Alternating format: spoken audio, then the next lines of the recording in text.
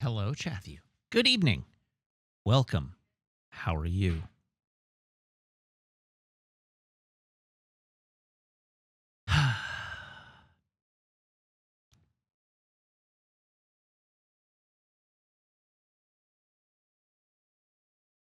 That's all I had planned. Welcome, everybody. I have good news. Good news for everyone. Zafty, thank you for the resub now for 56 months, saying, Matt, you're really going to stop reading spoiler tags. You can't stop me. You have no power here. So I have good news, everyone. Also, Maple's barking in the background. You can probably hear it, yes. But I have good news. It's conceivable, maybe not likely, but conceivable, that we will complete Star Wars Outlaws tonight.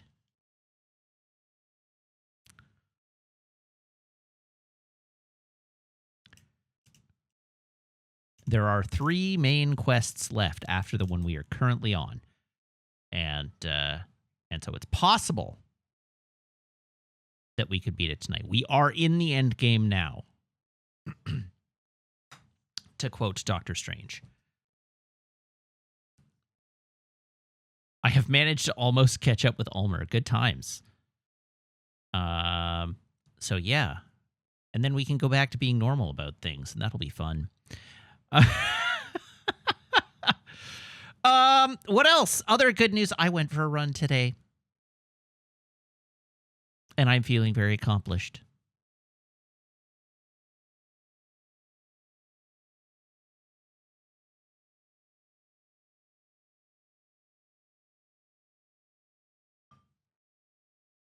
Did the run make me all wet this time? No, actually. It was not raining when I went for my run at lunch. And that was good. That was good. Oh, right. There's a thing I should have done today that I didn't. But I probably should. Like, actually do the thing. Haha! All right. We're doing some live tech setup. Oh, I don't. Remind me later. I don't want to update right now. We need to make a chat command. Oh, right. And I need to pull up Nightbot. Nightbot.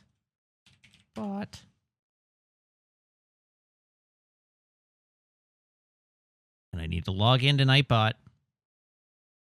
And I need to go to commands, custom. And then we're going to... There we go. Add command.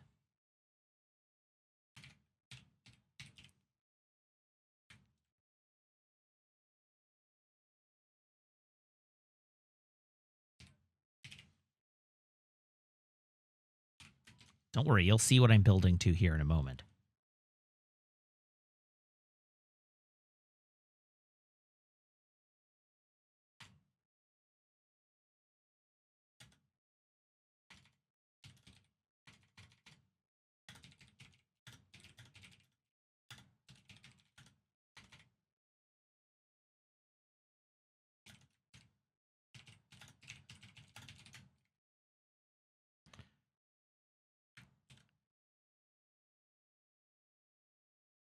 Oh, I'm an idiot.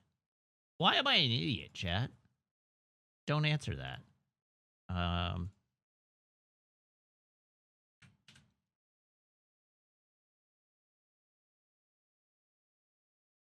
continue to be an idiot.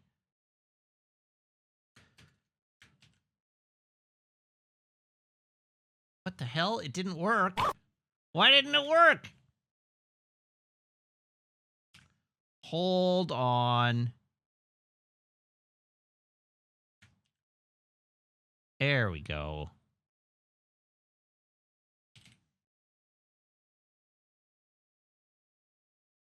Okay, I've done that thing.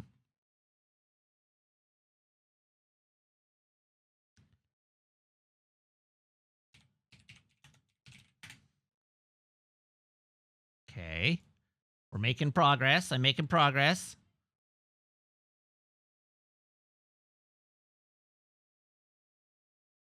I know you can't see what's going on, but I promise you things are going on. I'm just narrating it for myself. So, Zafty, you couldn't do all of this yourself, unfortunately. This is something that I would have liked to have left for you, but it is not solely in your domain. There's some stuff that has to happen on my computer in order for this to work.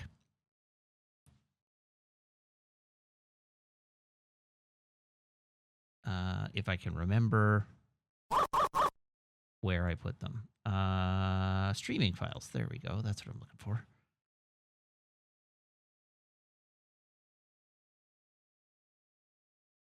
Those were... Ah, there we go. Control C. Control V.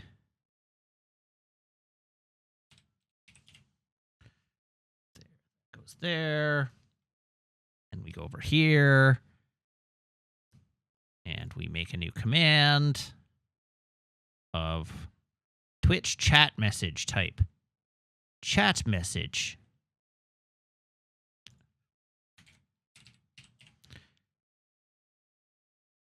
And then we assign an icon. That one. And now, if I press this button... Ah! Hey, it works. Look at that. It almost works. There's an issue with the formatting, but it almost works.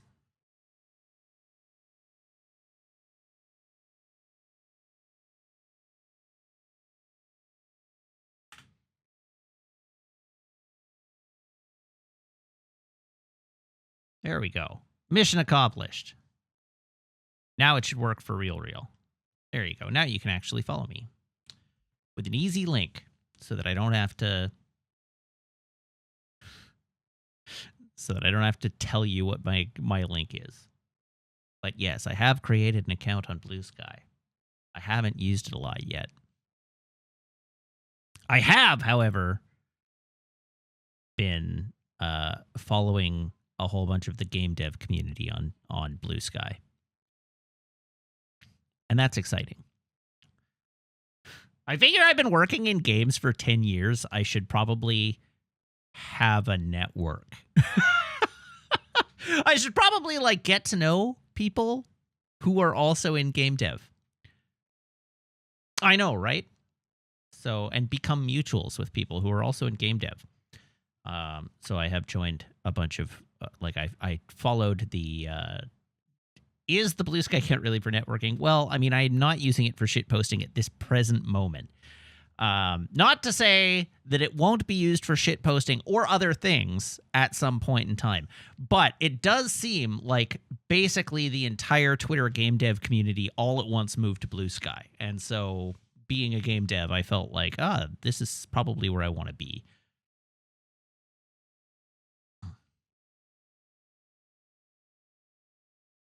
Yes, Zafty, I added it to the Stream Deck, and you could not have added it to the Stream Deck. You could have added it to Nightbot, but it wouldn't have been as fun. We wouldn't have gone on this journey together if I had done it. Also, yeah, I need to follow some artist starter packs on Blue Sky, because yeah, all the artists and all the game devs jumped ship basically all at the same time.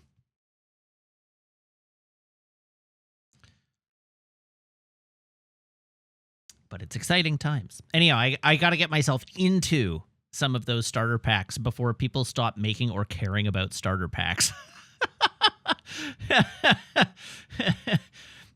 Because I'll miss the boat if I don't get in there.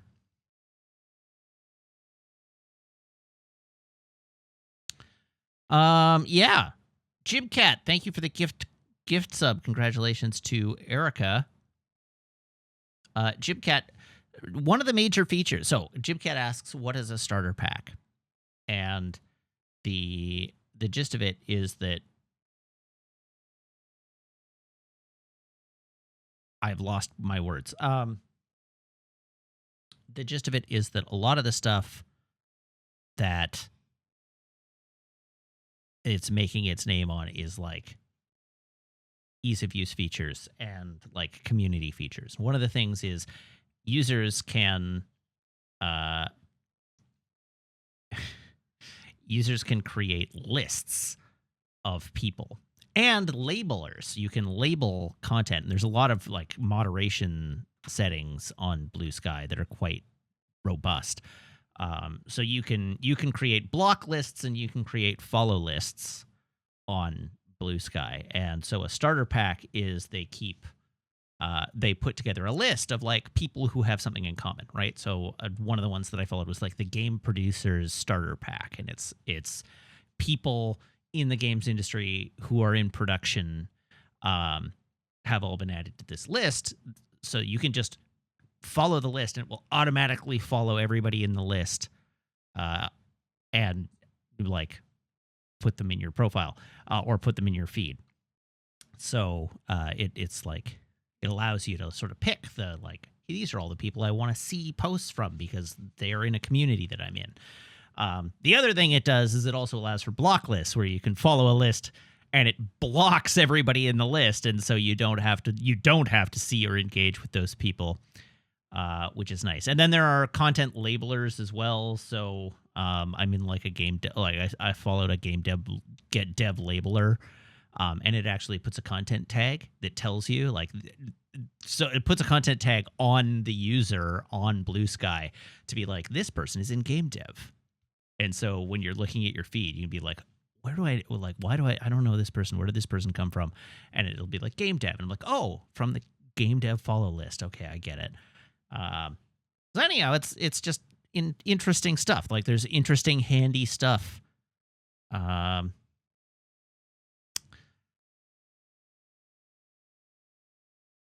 Yeah, interesting stuff. The major issue with Blue Sky was that it wasn't ready when Twitter imploded. That was like the biggest problem with it. It wasn't that it was like worse than Twitter because of its user base or anything like that. It was worse than Twitter because it was incomplete. They hadn't finished making it. And so it was invite only at the time when Twitter exploded. And so a lot of people, myself included, were like hunting for Blue Sky invites just so that we could park our handles. But Blue Sky has a lot of the same stuff that Mastodon has, but isn't as obtuse. That's basically the gist of it. There's an enormous amount of friction associated with joining Mastodon that is not there for joining Blue Sky.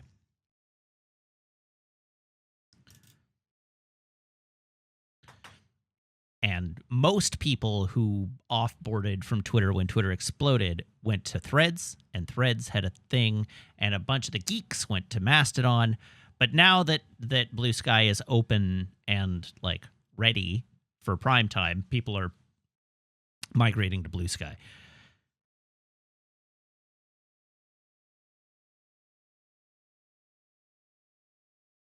At least at the moment. Blue Sky saw the big uptick. Blue Sky saw the big uptick in the wake of the changes to AI policy and the changes to content policy on Twitter. And yeah, Rather Large Toad says Mastodon is the Linux of social media, and that's basically my experience of it. Is that it is the Linux of social media.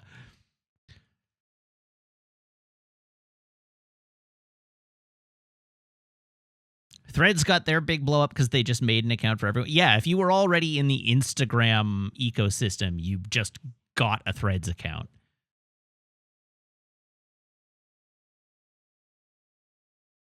So anyhow, I do not promise, as evidenced by what the button says, it is not clear what you will get from following me on Blue Sky.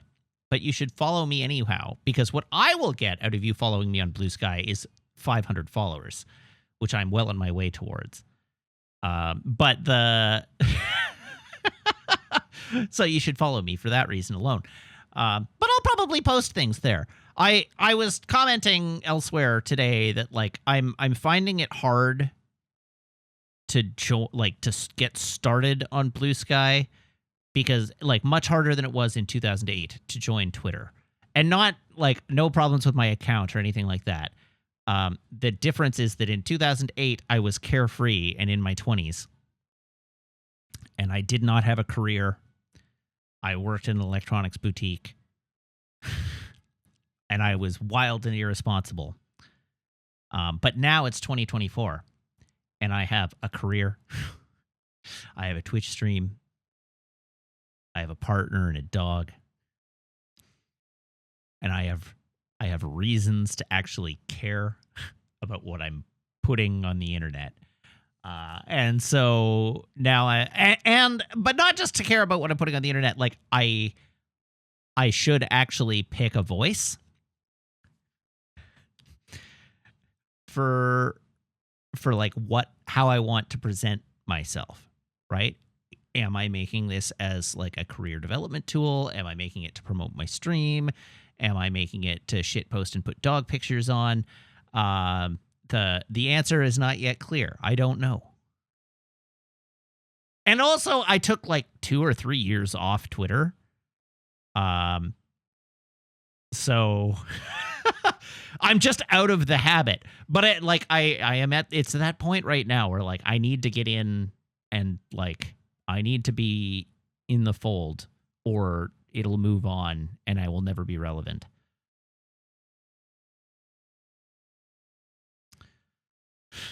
Not that I'll ever be relevant, but if I ever want to have a hope of being relevant, I need to start the snowball when the snowball starting is good.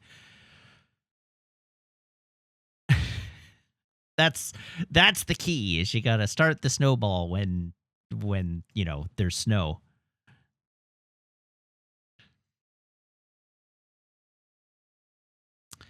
All right, what else, if anything, do we have to talk about? We maybe don't have anything to talk about, and that's okay. Maybe there's nothing to talk about. What is my hype level for TNG tomorrow? Pretty high. It's a good episode. I'm looking forward to it. Matt wants to be Bobby Kotick. I mean, maybe not with the like sex pest allegations. But I certainly would like to be paid like Bobby Kotick. Yes. Correct.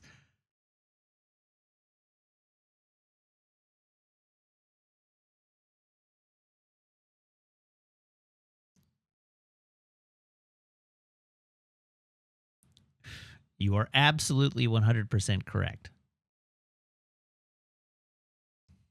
I'd take that.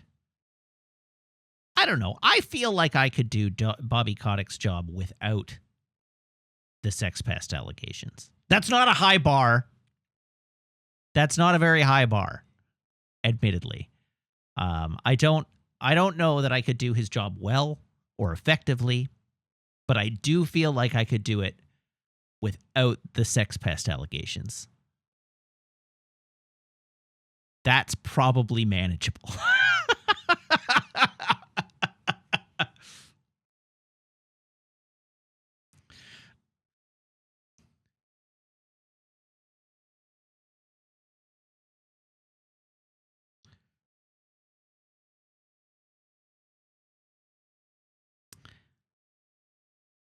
Okay, I think we should just move on. I think we're done. I see Kat has joined chat this evening. I'm calling you out. You used the lurk emote, and I'm calling you out by name, which is bad form on my part. But we're friends. It doesn't matter. But I thought you would like to know I went for a run today. You in particular, as a former running buddy, I thought you would like to know that I went for a run today.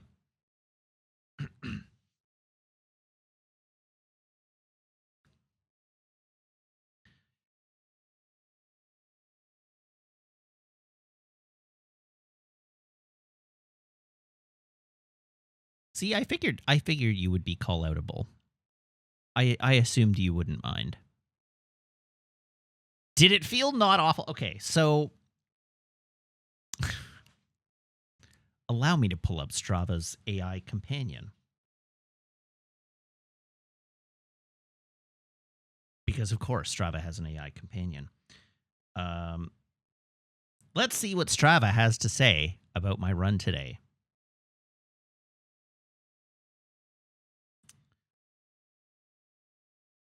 Solid run with consistent pacing and elevated heart rate, indicating a challenging but productive workout. That's what the athlete intelligence AI says about my run. Oh, there's a say more button. Tell me more. What else does the AI beta have to say? It looks like you had a solid run today, pushing yourself to the anaerobic zone for most of the activity. Your average pace of 641 per kilometer and max heart rate of 187 beats per minute suggest you were really working hard.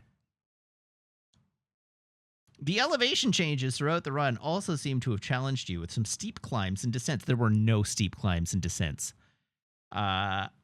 Compared to your runs over the past month, this one stands out as your fastest and most intense. Keep up the great work. Your relative effort of 106 shows you're consistently pushing your limits and improving your fitness. And then there's a heart rate zone breakdown later in this. Average heart rate, 171 BPM. Max heart rate, 187 BPM. The AI says you spent the majority of your time, 58.7%, in the threshold zone, with a good amount, 23.1%, in the tempo zone as well. Yes, and another 10% in the anaerobic zone. I spent 20 minutes of this 33-minute run in zone 4. I was not running that fast.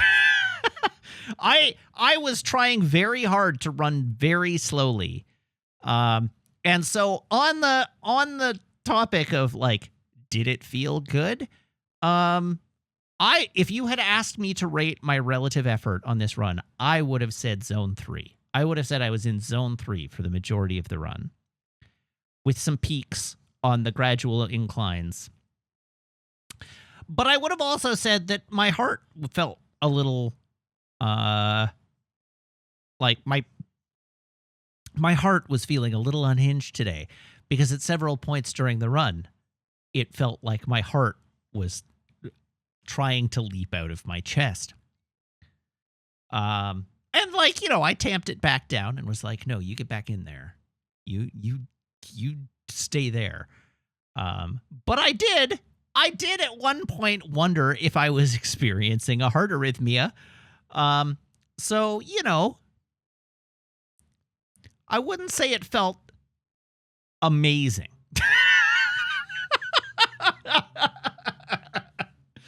I would not necessarily say that this was a run that I felt was optimal in terms of how a run is supposed to feel.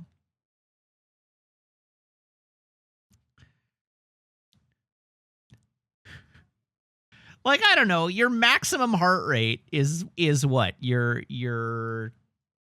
220 minus your age? You recall that my maximum heart rate on this run was 187. My calculated max heart rate is 179. So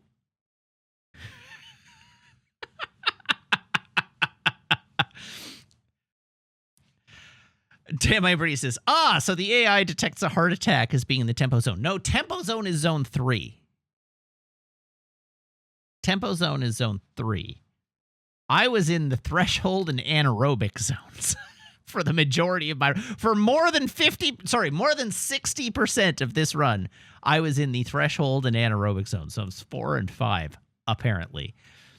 But it didn't feel like that I didn't feel like I was working that hard or running that fast, except when my heart was like, Jesus Christ, get me out of here. So you know, it's fine. I just keep doing it and the heart will adjust. That's what cardio is for. You just keep doing it and the heart will get used to it.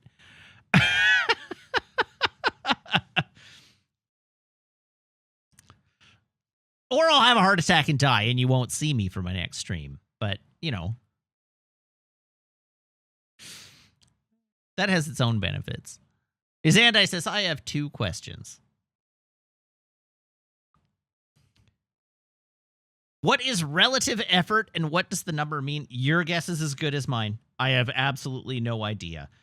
My assumption for relative effort. Oh, okay. The relative effort does actually seem to describe what it is. So they look at your last 3 weeks' performance and they average out how difficult, like how hard you were working. And that becomes 100. And so 106 is marginally higher than average. But it seems that it averages out your previous work and it treats that as a 100. Sort of like IQ.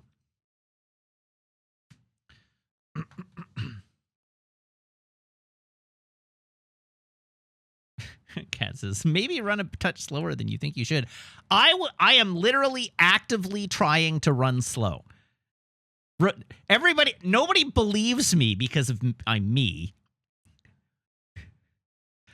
But on every run I've been on this month, this isn't the only one. This is the 3rd one. Every single run I've been on this month, I have told myself at various points during the run to slow down and intentionally reduced my turnover.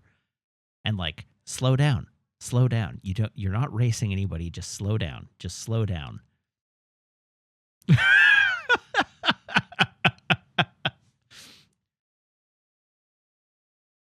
Because I agree with you. It is classic Matt, extremely on brand for me to go out and overdo it the first time out. And I really, really was trying to avoid that. I'm still on surgery recovery. It's not been 6 weeks. I'm trying very hard not to overdo it. It is my foremost consideration. I do not care how long these runs are. I just want to do them. I don't think I can get any slower.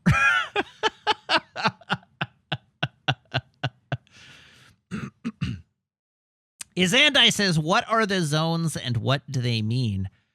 The zones, the heart rate zones. So they're all right. Now we're going to do a fitness lecture because of Izandai. So everybody look at Izandai and judge accordingly.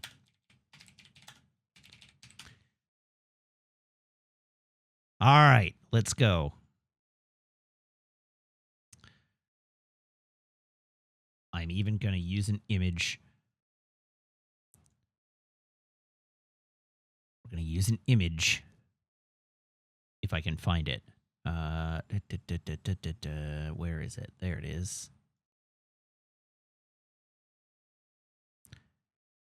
Zoop. Haha, it worked. All right, here are your heart rate zones. At rest is the bottom zone on this page. And that's how you feel when you're resting. Light exercise, very light exercise, zone 1.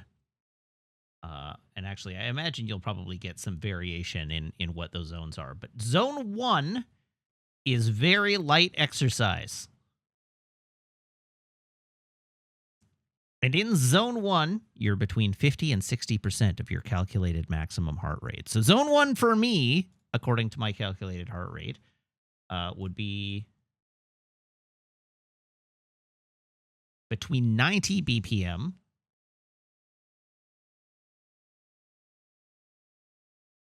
and 107 BPM. So that's That's enjoyable light exercise. 60 to 69%, nice. So from 107 to 125 BPM. This is zone 4. This is where your muscles are... Sorry, this is zone 2, not zone 4. This is zone 2. Zone 2, your muscles are warmed up and you're sweating a little. This is your aerobic fitness. Zone 2, normally known as the fat burning zone. This is where your body is not recruiting muscle tissue into energy. It is where you're burning, like you're aerobically burning fat as your primary energy source. You will still burn carbs, but if you go really long in zone 2, your body is going to prioritize burning fat over burning muscle tissue. That's the gist of it. In zone 2, you should be able to speak with a running buddy in complete sentences.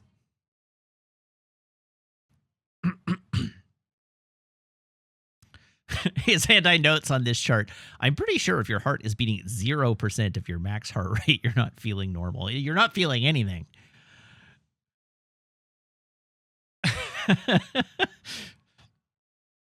From 70 to 79. So up to 140 BPM for me. This is zone 3. And this is a breathlet, like you're breathing hard, but you can still speak full sentences. But you're breathing hard, like you're gonna be struggling a little to breathe. Zone 3 is like a good, comfortable, like challenging workout.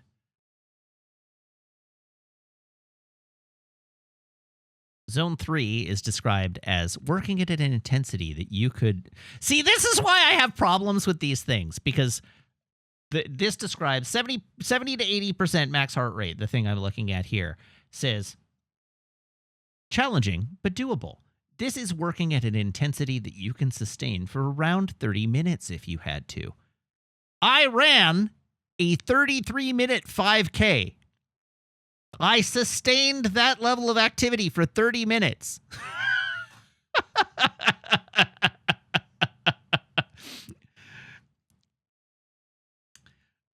I don't believe you.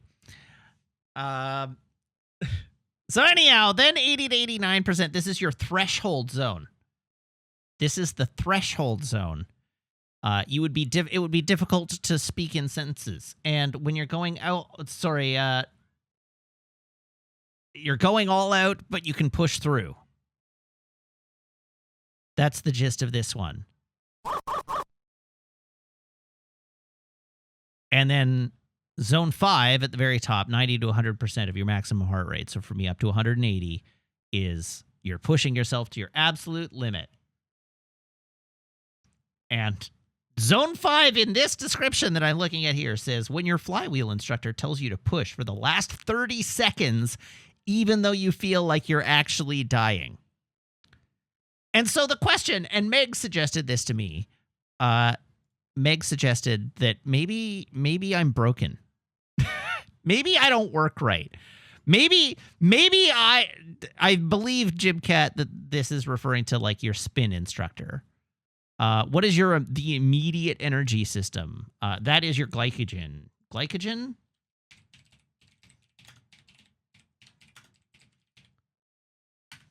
Immediate energy system. Immediate energy system, or ATP-PC, is the system the body uses to generate immediate energy. The source, phosphocreatine, is stored within the tissues of the body. When exercise is done and energy is expended, PC is used to replenish ATP. So anyhow, that was it. Immediate energy system is burning basically blood sugar, yeah.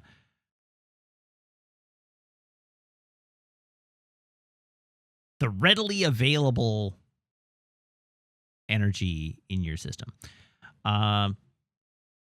So anyhow, Meg suggested that, like my mother, I might be broken, and that that my body does not respond to high intensity exercise the same way as most people. That might be true. I don't know. It's possible.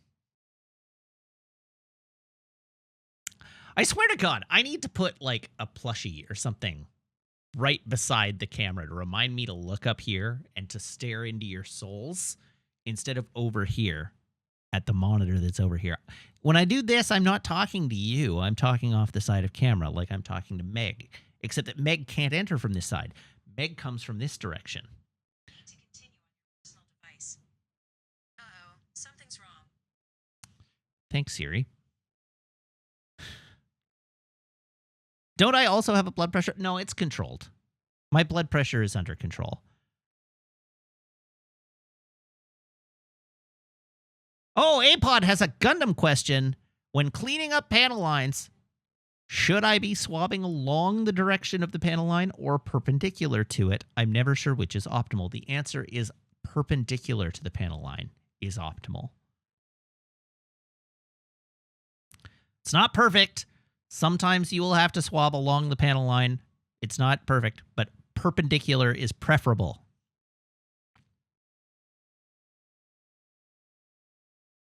Also, thank you to Ohai Myrea, and only Ohai Myrea,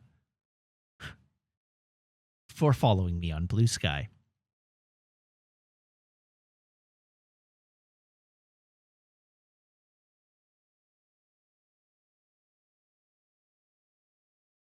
Chipcat says, I followed you. Apparently not. Not recently, at least. Not in the last half hour.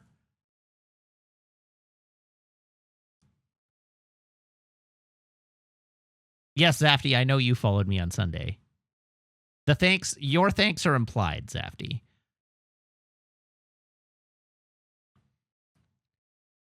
Can I defend the Requiem Gundam? So the Gundam that you're looking for is the RX-78EX, and no, I cannot.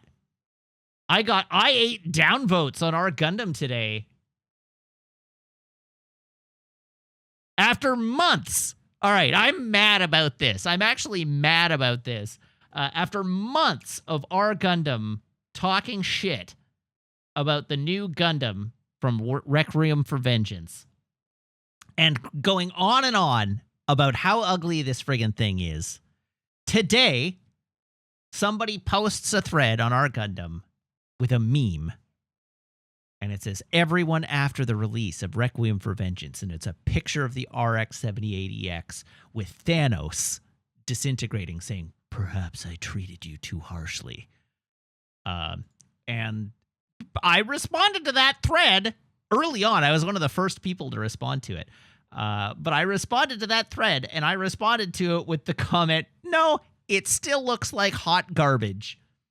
And that post is currently -7. So that's exciting.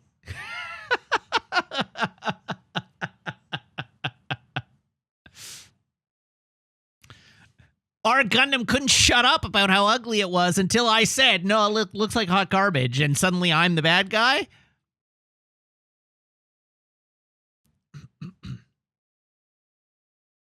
It's ugly as sin. It doesn't follow the design language of the Universal Century Gundams. It's ugly. It's bad and it should feel bad. I feel like people mistook it being effective in the role that it was cast in the show for it looking good. It never looks good. It looks stupid as hell. But it is intimidating.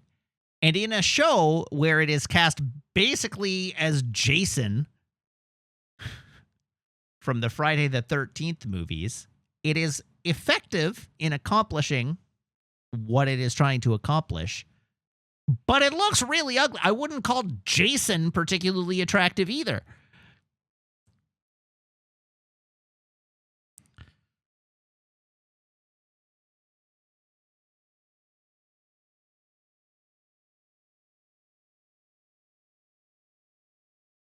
All right. Dicey, thank you for the resub now for 54 months.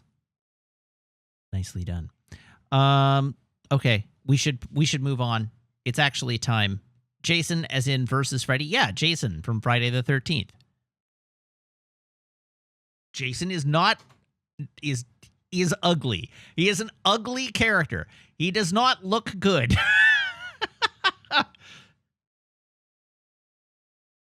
Okay. Video game protagonist. I feel like I missed something. So what you need to know is in Gundam Requiem for Vengeance, the show is telling a story from the opposite perspective that Gundam shows usually tell. It is centered on a group of Xeon pilots, like Xeon Zaku pilots, on Earth in Romania.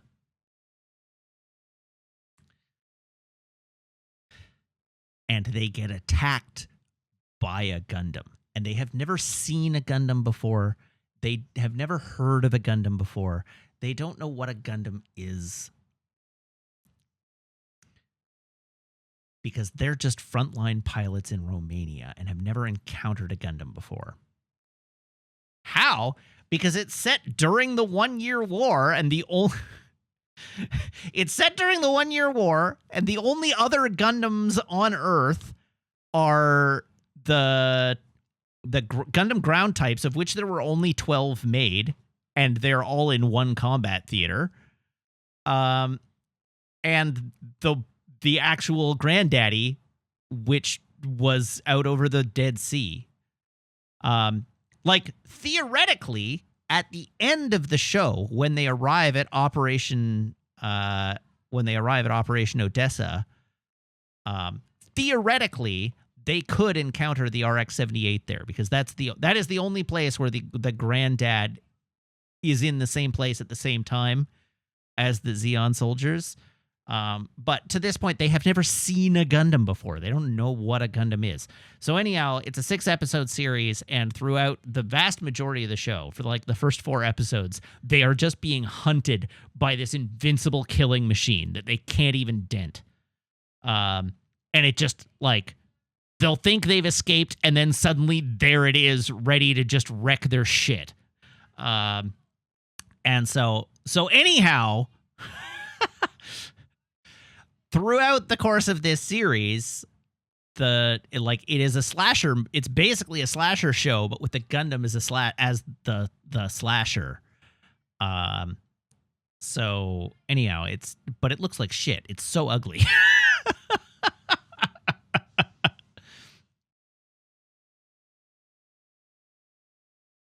Sam says, you know what it looks like? It looks like in the 90s when Western toy companies that didn't like the anime they'd licensed made action figures that were greebled up, like the Predator version, with like the Predator version stuck on their name. Yes. What it reminds me of is the Michael Bay version of Transformers. It looks like they didn't like, or they didn't think they could make a Gundam following the traditional design principles of a Gundam look scary. And so they went for Transformers. They greebled it up. As you said, at like 100%. But it's super ugly. It is not it is not a pleasant looking Gundam. I do not want to build one. I do not want to put it on my shelf. It is very ugly. It is just not pleasant to look at.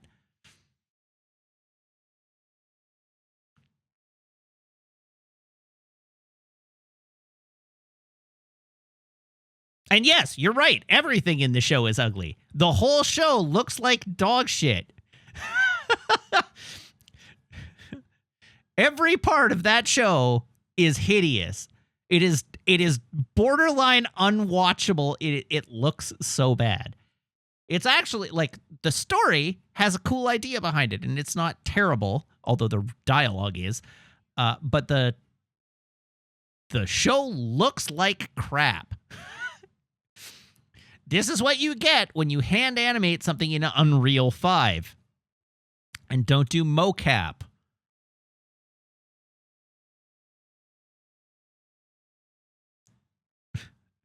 Maricat says, so as a non-Gundam grognard, I don't see the difference between the pictures after you just posted and of any of the other versions I've seen.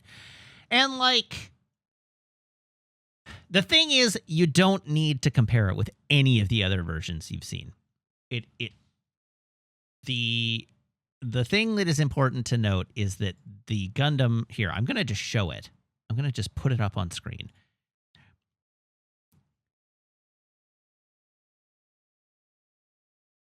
Here we go. This is the Gundam from Requiem for Vengeance. And certainly I could see looking at this and being like, that looks like the Barbados a bit. Or that looks like any number of other Gundams I've seen. But the thing that you need to be aware of is that it does not exist in the same... I also think the Barbados looks like shit. But it does not exist in a universe where the Barbados is the default Gundam. It exists in a universe where... I'm just pulling up an image. It exists in a universe where the default Gundam is... Wait for it. Sorry. There we go. Is this...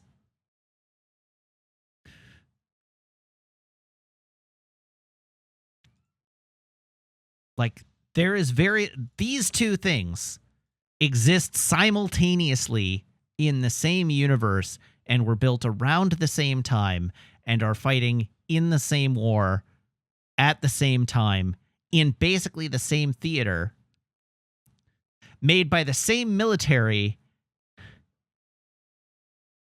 and they don't look like they share a strong design lineage. As discussed, this right here is the Michael Bay's Transformers version. It's just really ugly. The only part of this that I feel like I understand where they were coming from is the head. And I think the head, again, I hate the head, but the head does look very similar to the head of the EZ-8.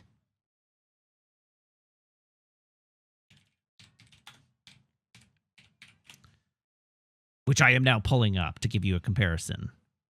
The head does look very similar to the head of the EZ-8, which is also in combat around the same time. And so I can see what they were going for, even if I don't like it. I understand why they made the decision that got them to where they ended up. And now I can't find it in... There it is. This is the EZ-8.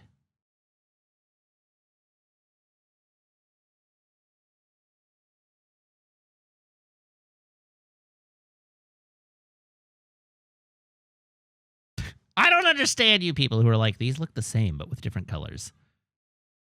They don't. They don't really look at all the same. They're not even subtle differences. They're like, I don't feel like I don't think like this and the Granddad really look very much the same at all.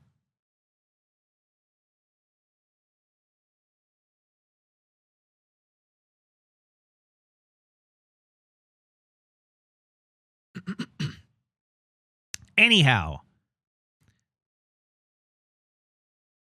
watch Requiem for Vengeance. Or don't watch Requiem for Vengeance. I don't care. I'm not your dad.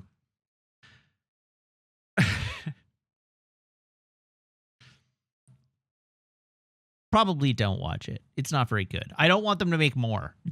Specifically, don't watch it because I don't want them to make more.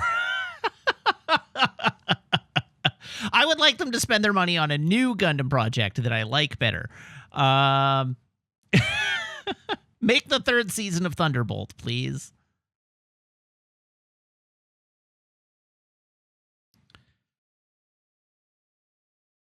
Oh, you know what it reminds me of?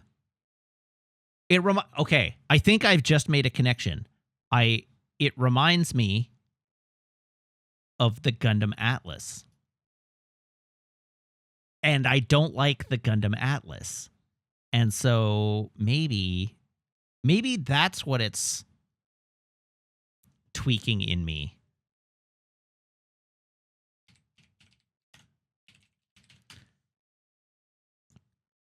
Oh, yeah.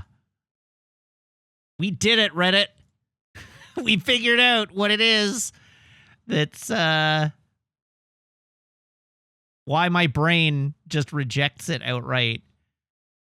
For those wondering, for those in the back, this is Gundam Atlas.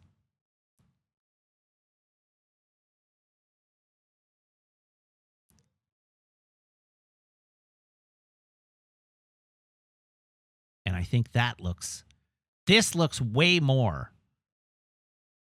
like the EX Gundam than any other Gundam. From a design point of view, like from a fundamental design language point of view.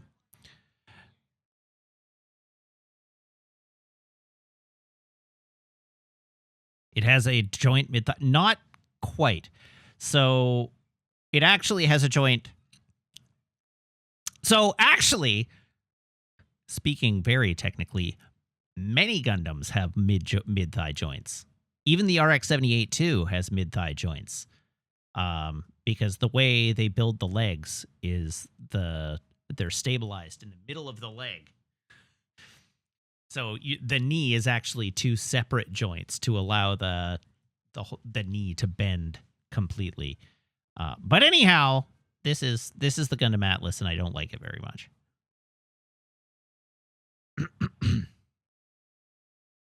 That's from the second season of Thunderbolt. But I'm pretty sure it gets destroyed at the end of the second season of Thunderbolt. Which, you know, works for me. Oh, dear. All right. Somebody said the most cursed sentence I think I've ever seen in chat, which I need to address before I move on, which is, did you hear about Picard Season 4?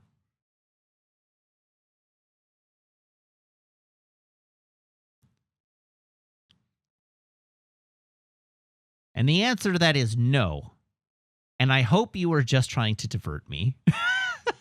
Because it worked. That must be bait.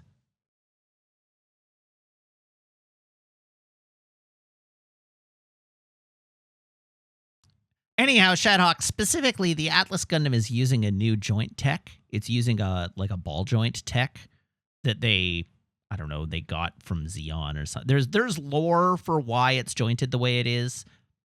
Again, it looks silly. It's I don't like it.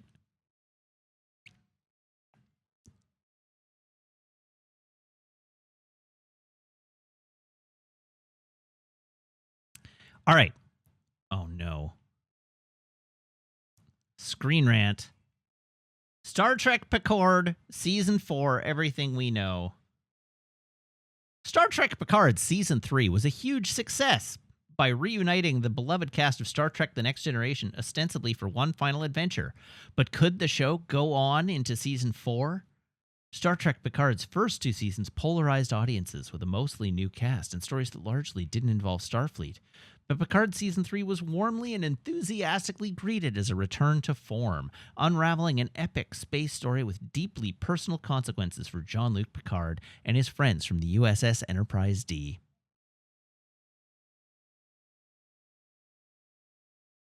Oh, thank God, I scrolled down. Is Star Trek making Picard Season 4? Another season of Picard doesn't look likely. All right, chat. There's something I need you to know. There's something I need you to come to terms with. I never will, but you should. And that is that while I very strongly and very negatively responded to Star Trek Picard Season 3, it was generally well received by audiences. Now, I think those audiences are very wrong. I don't think you can reasonably watch season 3 of Picard and think that it succeeds on basically any level. But general audiences generally really enjoyed season 3. Again, I think they are wrong. But people tell me it is said that people are entitled to their own opinions about the things that they like.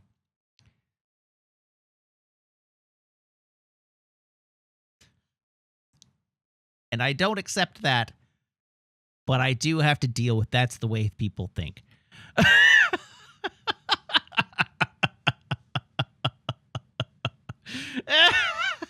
I should do a podcast interviewing people who liked Picard. Oh, man. No. I don't know. I have to go out of my, I do actually have to go out of my way to avoid having Star Wars conversations at work, which working in game development is shockingly difficult.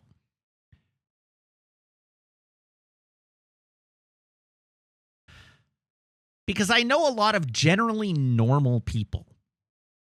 Like, generally normal people. Who just have the worst goddamn opinions.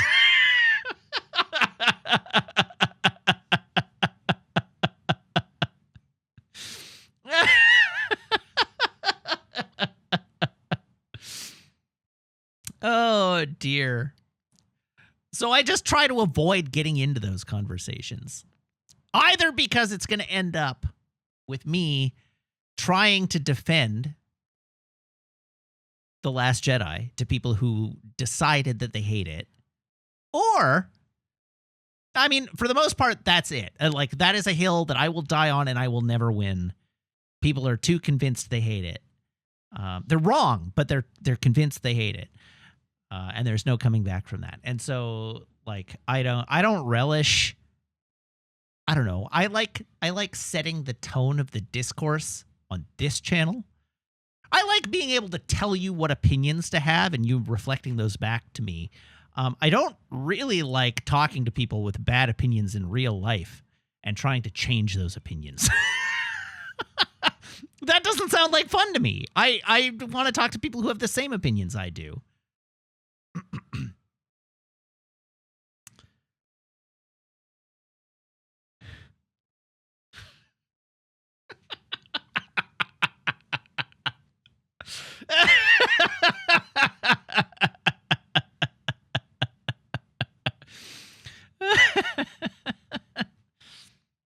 Anyhow, as long as you take what I say as gospel, that's fine. That's we're all happy here.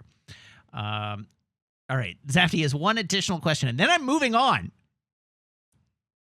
How do I feel about the Zaku 2 F-Type's shield design? I didn't even notice the shield. Oh, yes, I did. It's fine. I like the Zaku 2 F-Types were, like, the Zakus and the Goofs especially were not bad.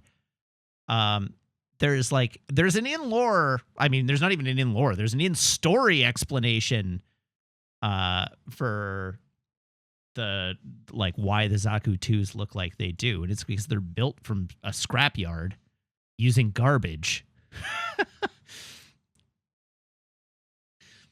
And then up-armored to be able to withstand attacks from this Gundam that they're just doing their best to, like, make them able to survive. Amnesiac is a better album than Kid A. Sam, get out of here. What's wrong with you? Right, here is my phone. Here is my phone. Here is my phone cable. Everyone, please brace your ear holes.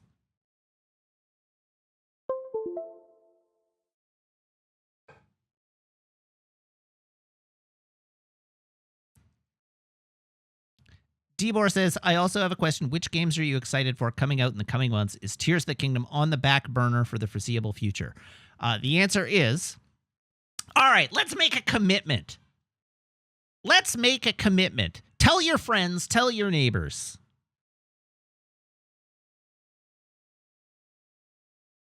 Bring a pal. Obviously, starting in December, I want to play Indiana Jones.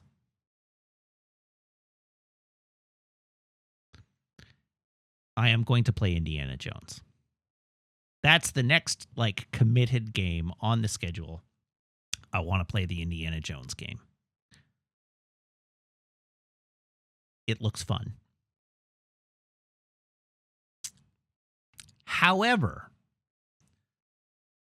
sometime in the winter or spring, we'll say sometime in the first quarter of 2025, let's plan to play Tears of the Kingdom.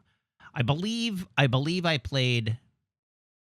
So I don't want to commit to January, but I believe I played Breath of the Wild across a January. And so if we're done Indiana Jones by January, wasn't it February? I don't think it was, because didn't I roll straight from Zelda into the first Final Fantasy February?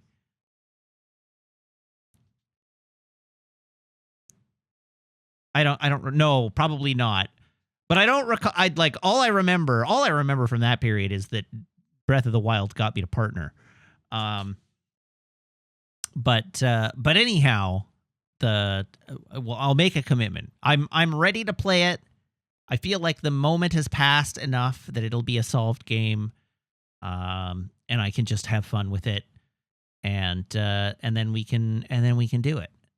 So we'll put it on the list. It's on the list sooner rather than later.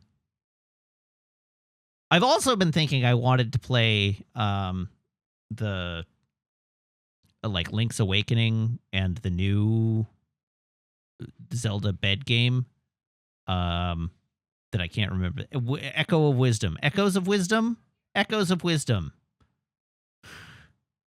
The one where Zelda hits things with a bed. That one I would like to play at some point, but I feel like I'm going to need to play those basically back to back or like in sequence because they share an aesthetic. Zelda Goes to Hylian IKEA.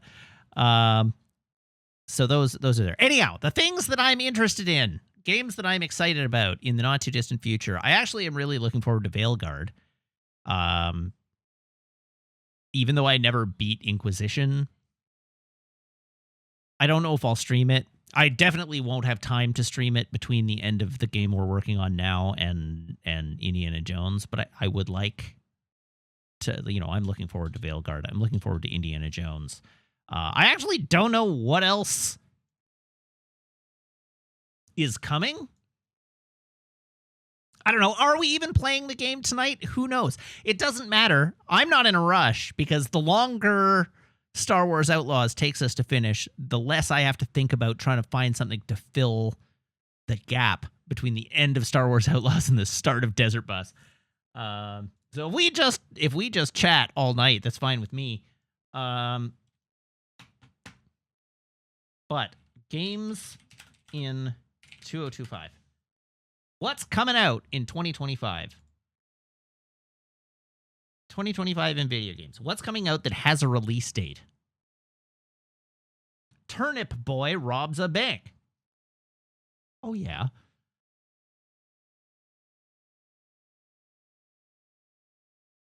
We're going to just look and see if there's anything here that I even recognize the name of.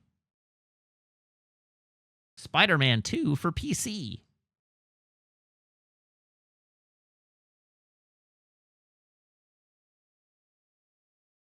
Oh, my headset just turned off. There's Avowed. Avowed could be fun. I'm still waiting on reviews for that, but Avowed could be fun. Ghost of Yote is definitely on my list. Ghost of Yote is super on my list.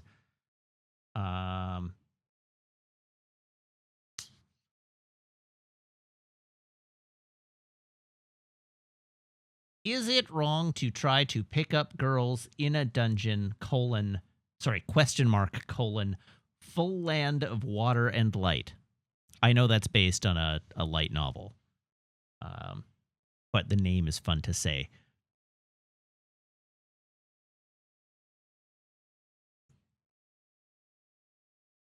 You know, I don't.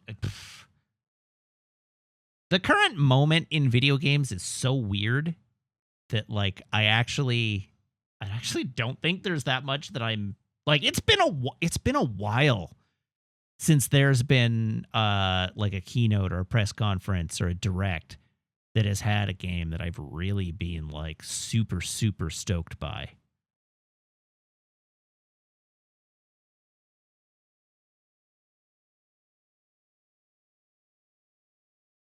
I'm now just scrolling the list. Claire Obscure Expedition 33 has gotten weirder since they announced it. That's still a maybe. Like, I don't know what's going on with that game.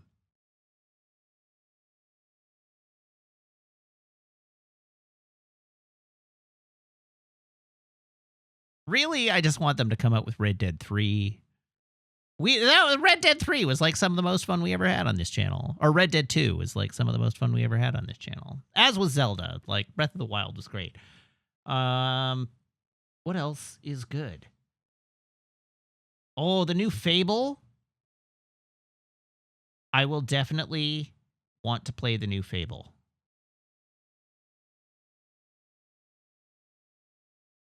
When it eventually releases. Ghost of Yotei.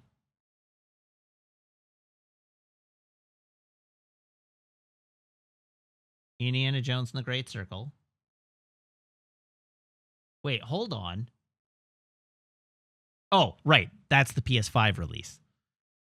I'm like, wait a second. Why is that in 2025? But no, that's the PS5 release. I'm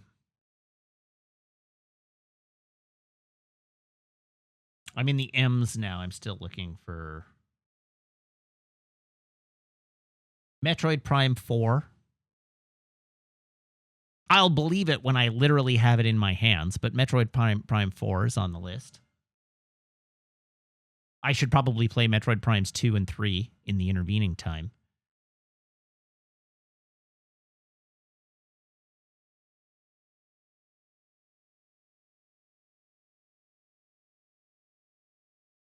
What else have we got here? I'm into the P's.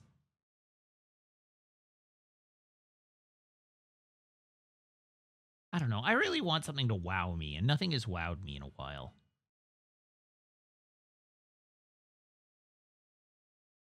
I'm lacking for wow factor.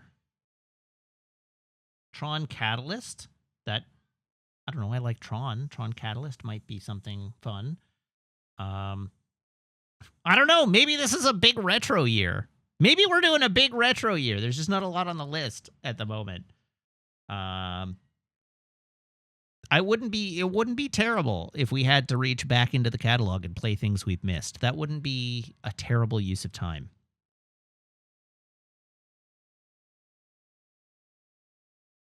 Oh, apparently Marvel 1943 Rise of Hydra.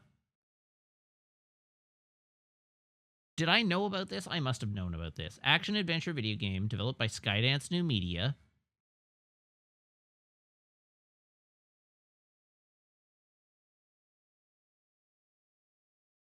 Announced in October of 2021. I must have known about this. It is. Amy Hennig is attached.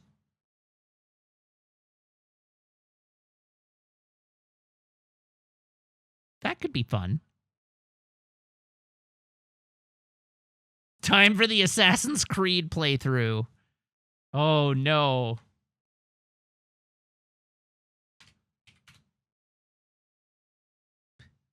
In the 40s. Yeah, well, in 1939. It's titled 1939.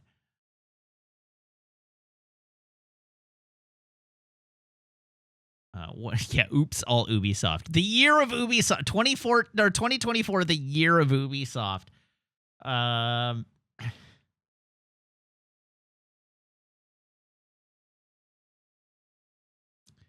Ubi leaving my stream in droves if I do that. That was a good joke.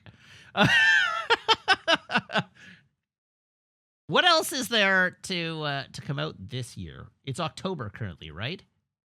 Veilguard, Horizon Zero Dawn Remastered. There's a new Arkham game that's only on the Quest 3. And is apparently amazing, which is actually really annoying.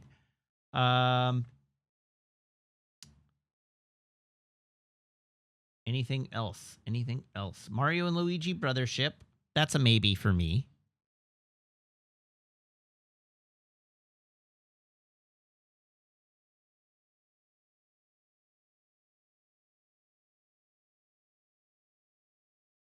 I don't know. That's something that I'd probably like enjoy well enough, but that it's just not. It's not wowing me. It doesn't call to me.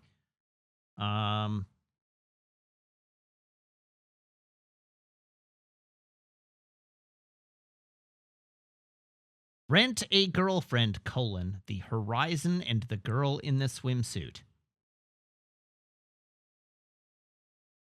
I too am a man of culture.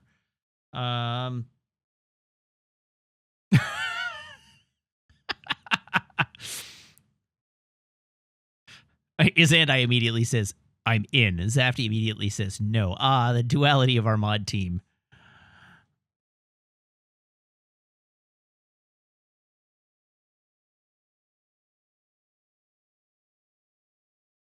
The Cho Aniki Collection. We need a tiebreaker mod. That's what Sniper's for.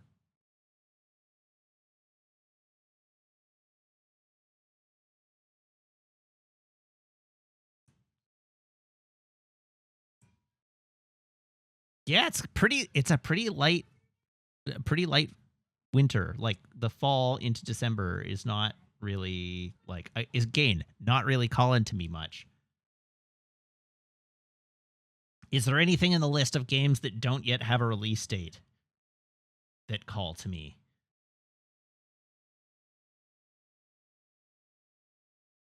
Metal Gear Solid Delta Snake Eater. We've already played that. That feels like another example of the curse, though.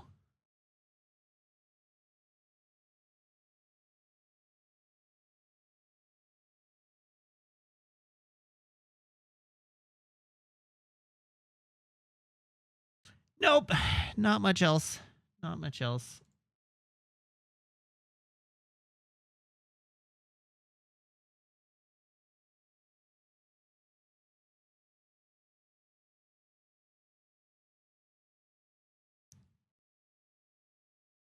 I should play whatever that game was called, the walking game about the highways. With the guy from The Walking Dead. Was it called The Walking Dead?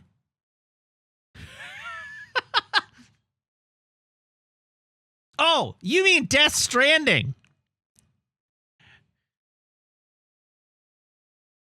I should play Death Stranding. I've never played it, and Death Stranding 2 is coming. I should play Death Stranding. You're right.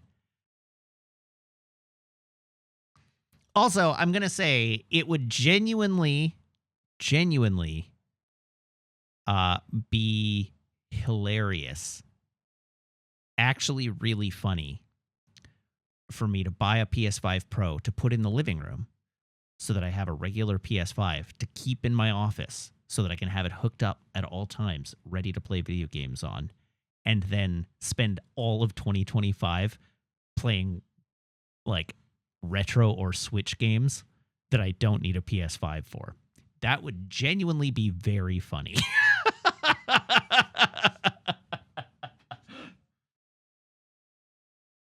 Classic Matt. All right, I need to change the battery in my headset. Zafty says Rogue Galaxy, and whatever that Dreamcast pirate RPG is. The one that also came out of the GameCube that I can't think of the name of off the top of my head. We should play that. The Sky Pirates. Skies of Arcadia, that's the one.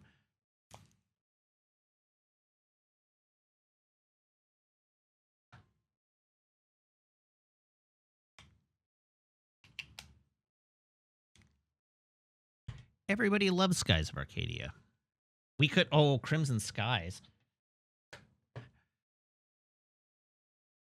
Mech Commander. I dig out the old Xbox. God, I have nowhere to put the old Xbox, but dig out the old Xbox and play Mech Commander.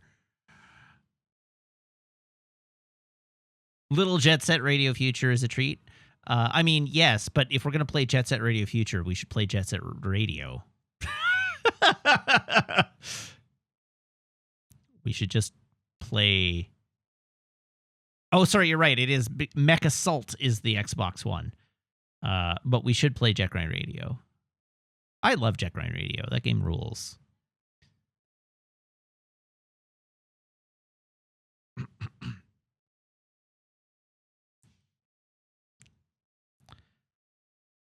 And I don't know if I've ever actually played through Jet Set Radio Future, which is like that is me. I should turn in my gamer cred card on that account, especially given how much I like Jet Grind Radio, but I don't think I ever got around to it because I didn't own an Xbox when it came out, and I didn't get an Xbox until way late. And while I did go out of my way to get a copy of Jet Set Radio Future, I don't think I ever actually played it.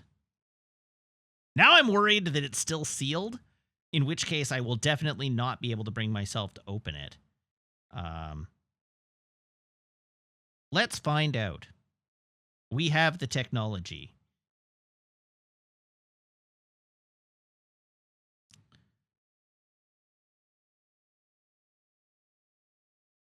I have some fun games in the... It is complete in box, but it is not sealed. Thankfully. I have some fun games in my Xbox catalog. I have a handful of games that are like actually pretty valuable. Steel Battalion, obviously. I do own Dead or Alive Extreme Beach Volleyball. That is the most valuable non-Steel Battalion game that I own on Xbox because it's still factory sealed. I have both Atogis. Atogi 1 and Atogi 2.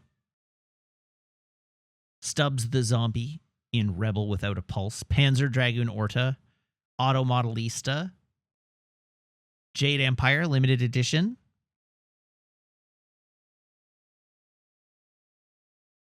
Those are the big ones. Those are the high profile titles for Xbox. Apparently I own NHL 2K6. Your guess is as good as mine. Microsoft Lynx 2004. That's for Matt and James Go Balls Deep.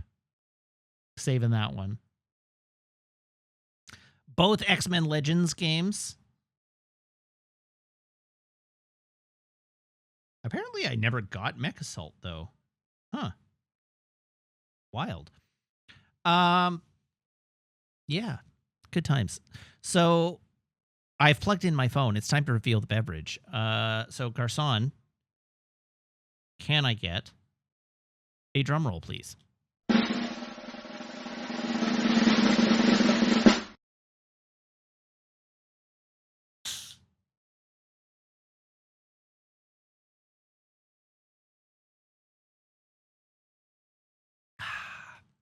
It's delicious. It's nutritious.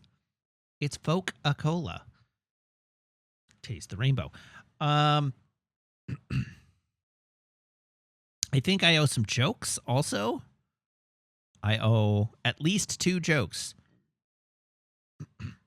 Let's tell 2 jokes.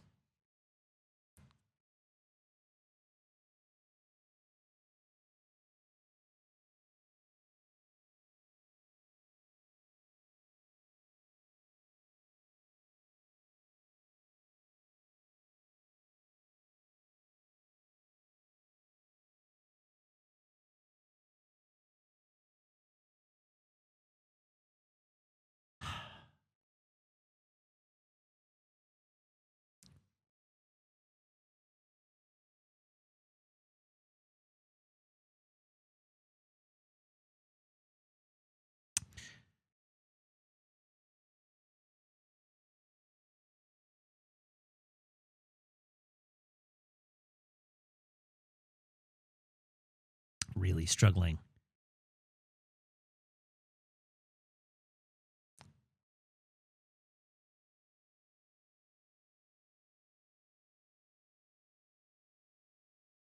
Really struggling. What do you call a family that lifts weights on Halloween?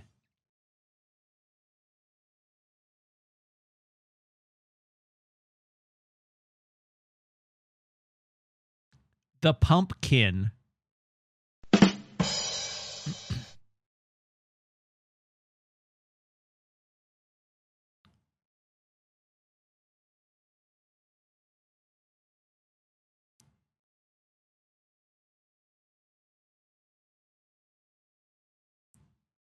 In ancient Greece, they used to call a man horse whenever there was a viral epidemic.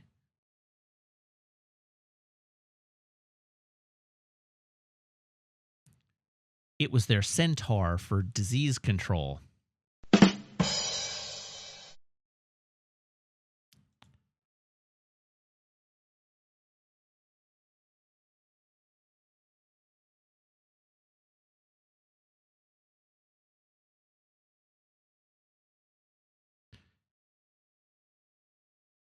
What do you call it when you beat someone up with musical instruments?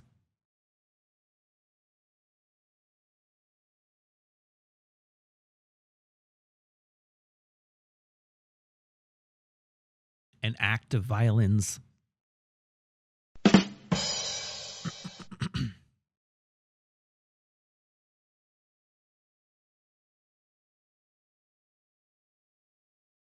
Okay, our traditions are done. We can, in fact, move on. And I think we've wasted enough time that we probably won't finish the game tonight. So good work, chat. You did it. All right. A reminder, here comes a loud noise. A loud noise is coming. You should prepare yourself for a loud noise that is about to happen.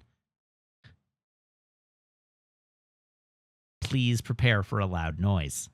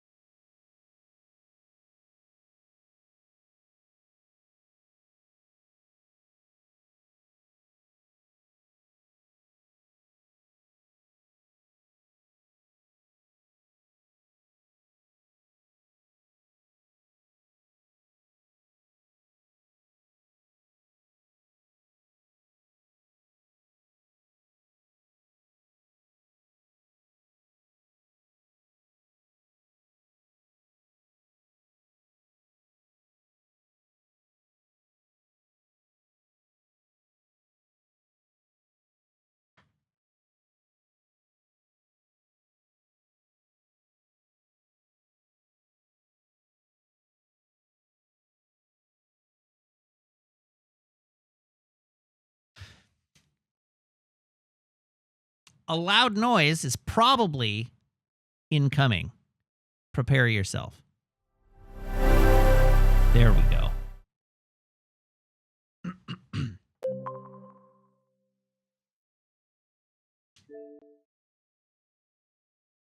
We got there.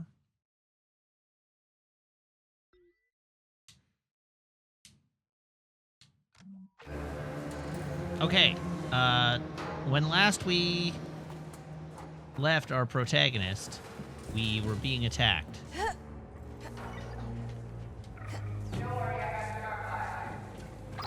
Hey, we found a passage to shelter in. Good. I've got deathmark problems. Zarek Besh found a way in. Gotta deal with them first, then I'll come find you, okay? Strange. I'm picking up movement in here. NT5? Katik? Lost him.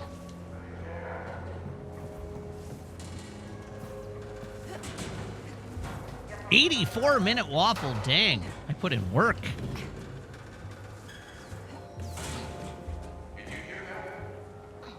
They split up. Two went ahead, but the third one's gotta be close. We can't let any of them get alive. Keep watch.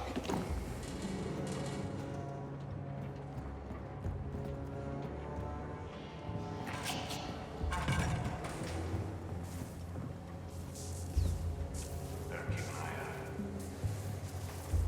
Whack. Hey,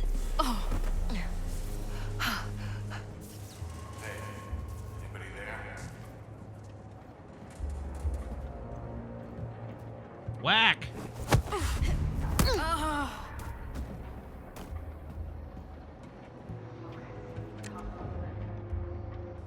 Nix, need a distraction.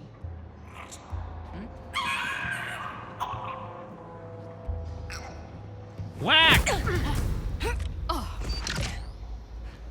So, Matt, what are your thoughts on Ben and Adam attempting to take your crown of King of Waffles? I have no idea what you mean. As if they could. As if it were even possible. I heard something.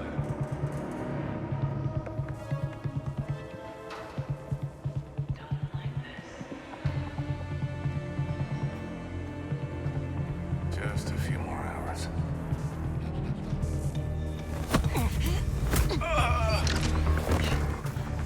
This ain't right. I see her! Black. Just you and me now. Oh, there is one more in here. Hi! Maybe instead of running awkwardly, you should have tried to shoot me.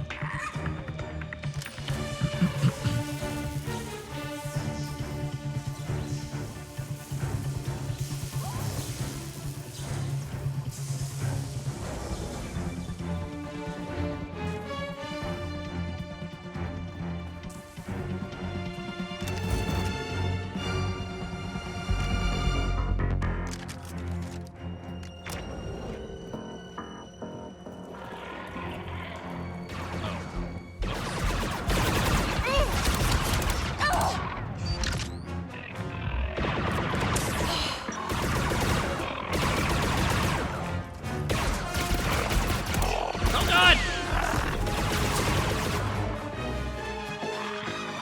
Where did the other one go?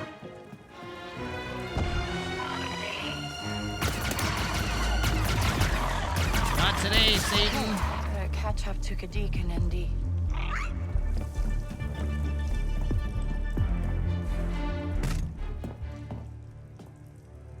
You gotta be kidding me. And this was supposed to be a secret base. You need to get out of my way. You know, I came here looking for your help, but looks like you might need mine. No, I'm sorry, think am I one supposed to death know mark on my back is you? enough. Don't let them go. Okay, this may be the last BX factory in the Outer Rim. Jedi infiltrator detected. Alert General Grievous. What do you need? The Huts captured one of our teams. They're gonna sell him to the Empire. You help my friends, and I'll help yours. You cross me again, I'll sell you to the Emperor myself. Deal.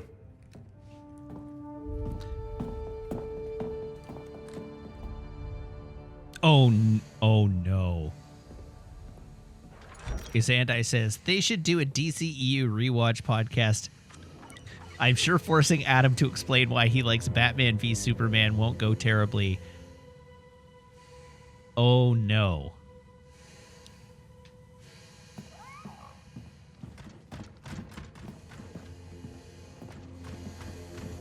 There's a repair bay you can use while we look for the part. I need to hook him up to the factory power as quickly as possible. Hopefully that's Who is doing the who are you suggesting We need a should do this compound regulator, podcast? And it has to come from a BX power core. Come on, big guy. When are we leaving? My team's double-checking our intel on the Hut's location. Ben and Adam? We Oh, have some okay. supplies. Really? You don't Think want about me in that stocking up. conversation? Maybe check in on your droid.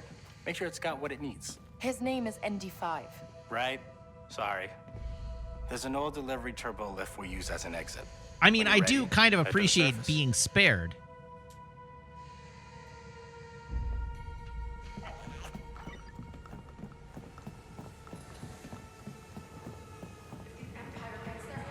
Hey, Vess. My first take on you was mistaken. Denian, Oh, it was if a you riff had on told someone me saying they Canto should you were give up trying on to the help a horror friend, game pretense and things just might do a have been different. podcast. I'm not interested in talking about it. I see. That was fun to watch. They're a big reason I have a death mark. How's Andy? I have hooked him up to factory power, but I don't know how long it will keep him functioning. Do what you can. I'll be back as soon as I help these rebels. Okay, but so we haven't found the part yet, is what you're telling me.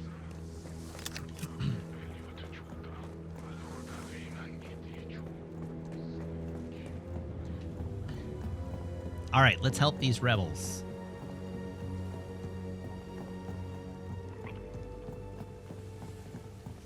Let me know if you need something. Ooh. Or I should say, hey!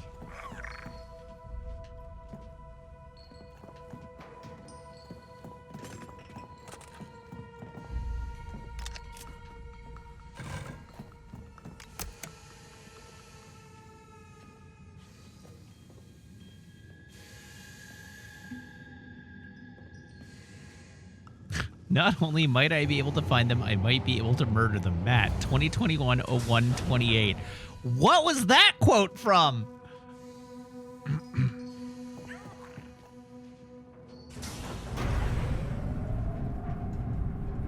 Y'all don't quote me nearly enough anymore.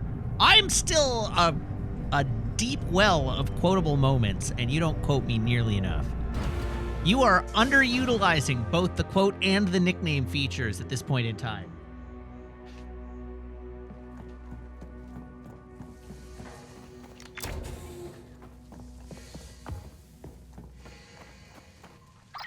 Okay, Asara, I'm on the surface. Where are you? On my way to her territory. I'll Okay, meet but you there. could Yes, you will. You rarely clip individual quotes. You could quote me and put the quotes in the database.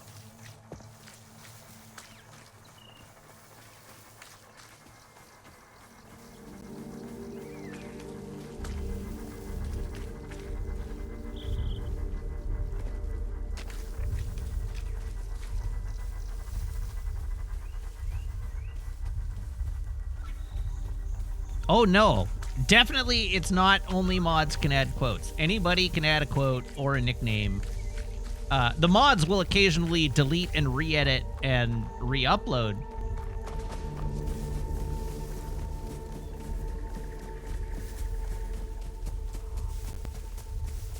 That's from near the end of Kingdom Hearts 3. All right. Thank you for looking that up. I like that every time somebody, like, posts a quote, it gives Diabor homework.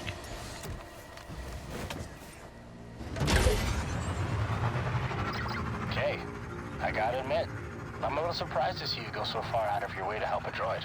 Okay, and I'm not surprised at all that the Hutts got the jump on you. My team got captured trying to buy weapons to use against the tribute convoys. Huh, let me guess. The Hutts figured out that rebels are worth more as prisoners than customers. I should have seen it coming. Callus wouldn't have made that mistake. She was my sister, and she died at the Battle of Scarif. I'm sorry. Never heard of it. The Empire made sure of that. Callus was a hero, and when she needed my help, I wasn't there. That's why I'm a rebel now. Hey, Asara. So this is somebody who died during the Something's events been of Rogue bugging me One, but since wasn't your one of crew the, left me like, for relevant dead. people in Rogue One.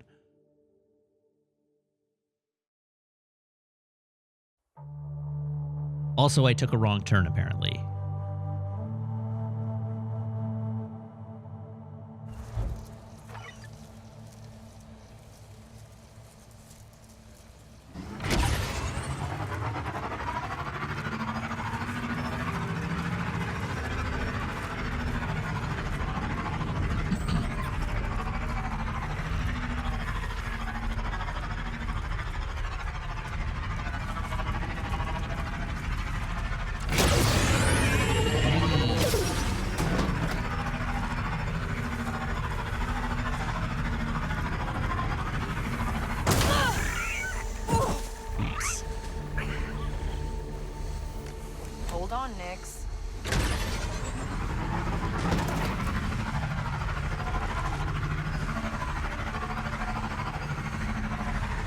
We're really 3 main quests from the end? We are. I assume they're pretty big main quests, but we are 3 main quests from the end. Okay, Asara. I'm in the tunnel to Hut territory. You're close then. I'm just up ahead scouting out our target.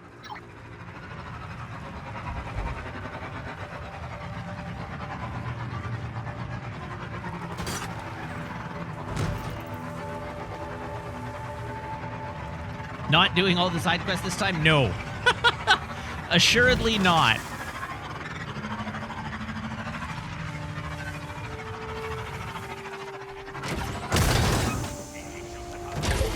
Grab on, Nick!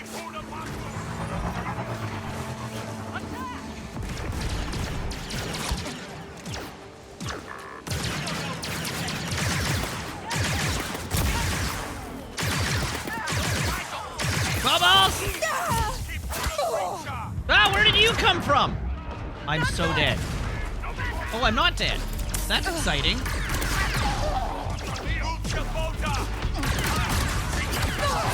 Where did you assholes come from?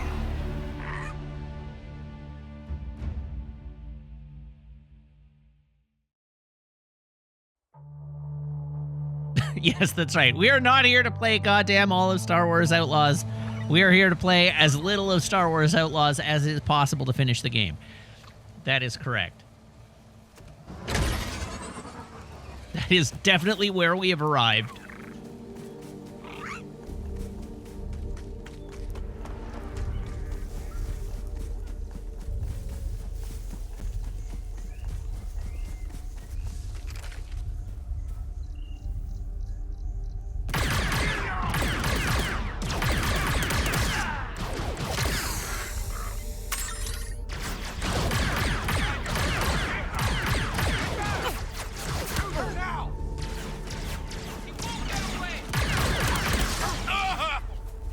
Go hide, Nix.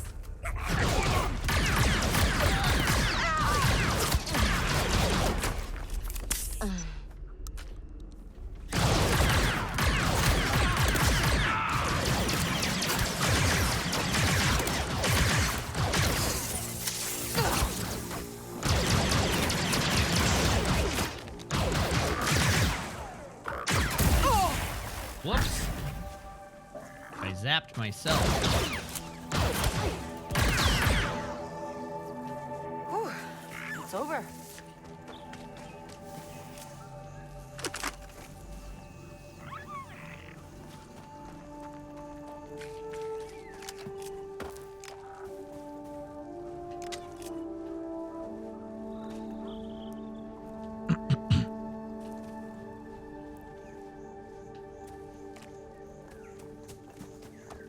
Imperial Security Bureau reports on Asara claimed that Callus instead died at the Battle of Trevini.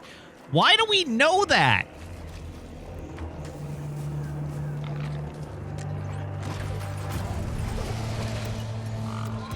Oh, we're spotted, Nick.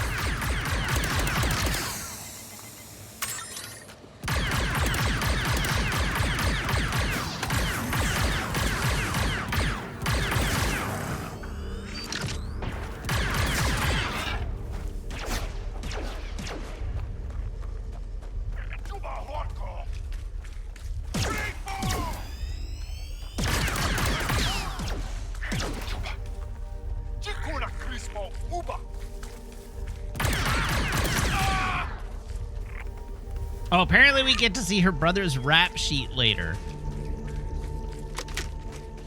Okay.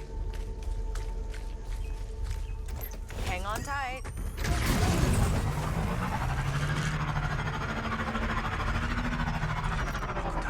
Oh, balls! Seriously? I'm the worst at this! We're pinned down.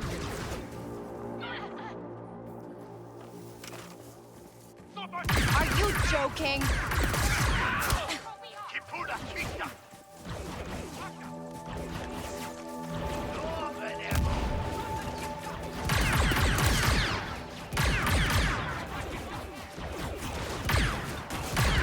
Yeah, you better run.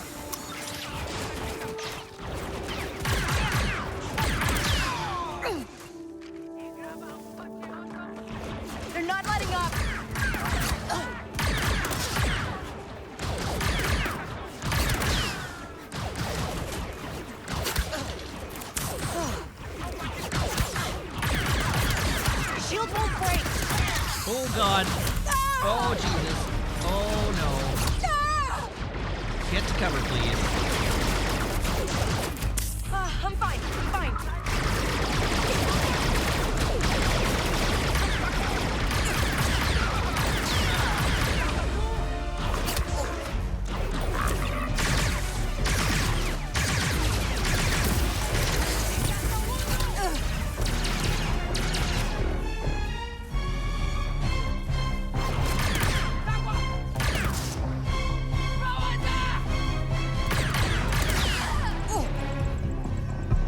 I'm alive!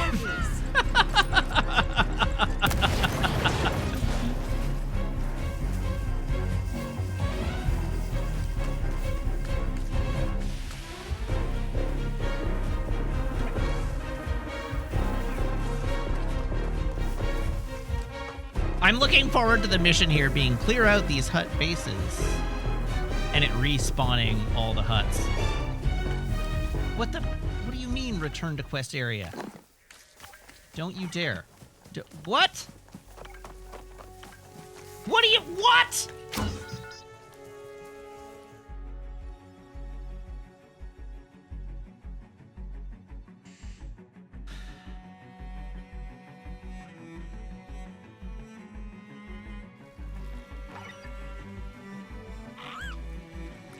So they've all respawned now, certainly.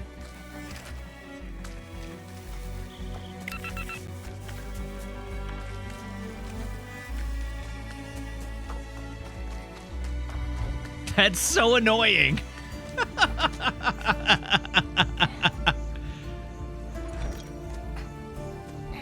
You made it. Good. We're not too late.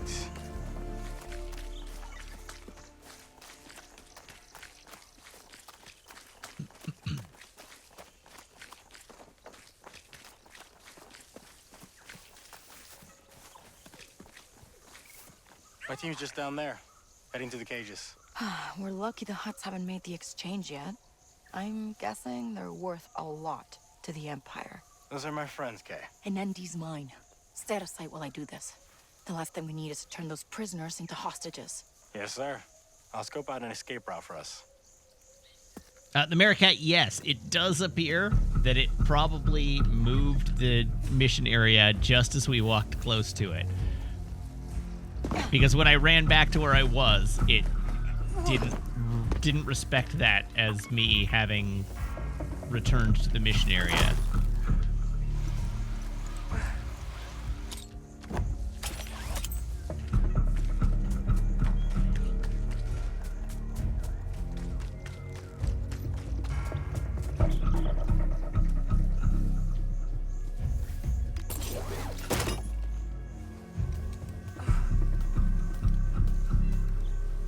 I agree, that was quite weird.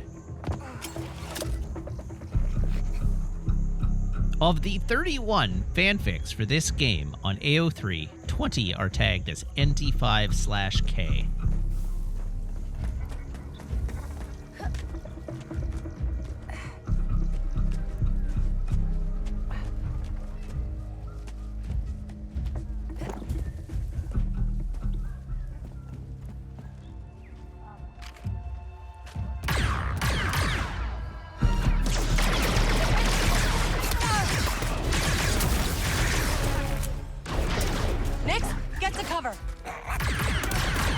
Like Sam says, only 31. Yes, Sam. One for every person who played this game.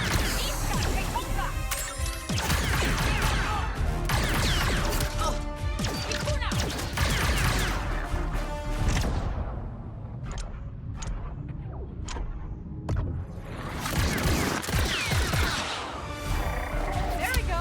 Duck! Oh my god.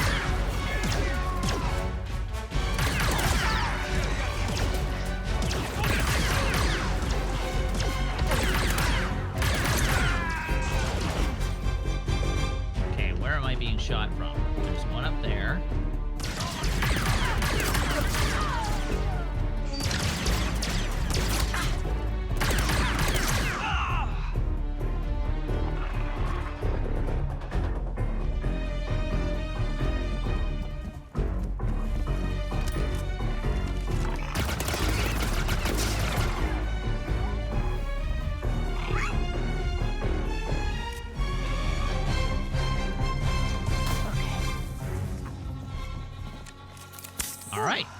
Good to go.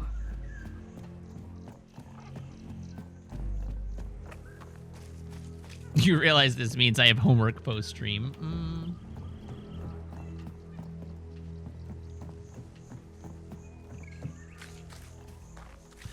I just said there was one fic for every person who played the game. I didn't say that each person who played the game wrote a fic. 31 people may have played this game, but there's one really prolific Star Wars Outlaws fic writer.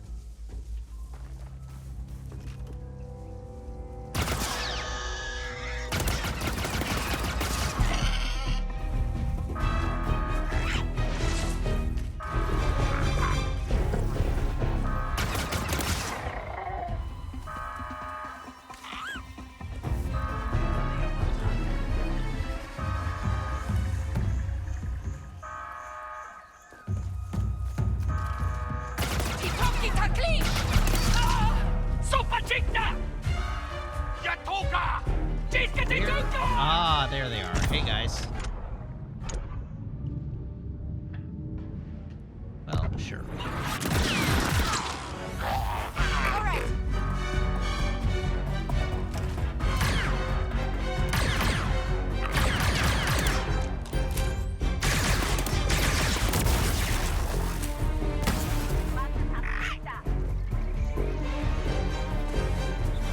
All right, let's figure out where these cages are so I can open them.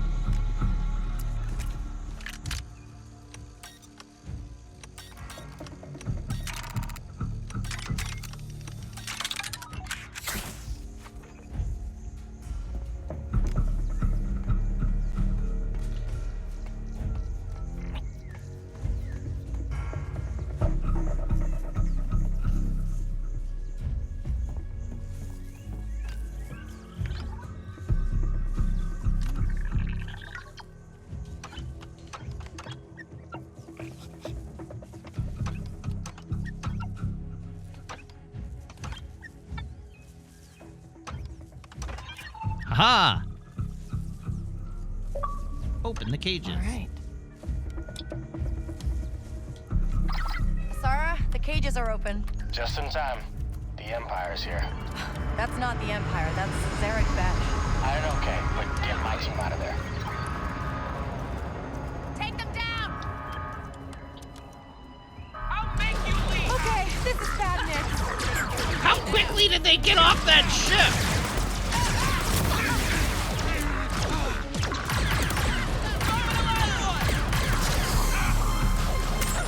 They won't quit!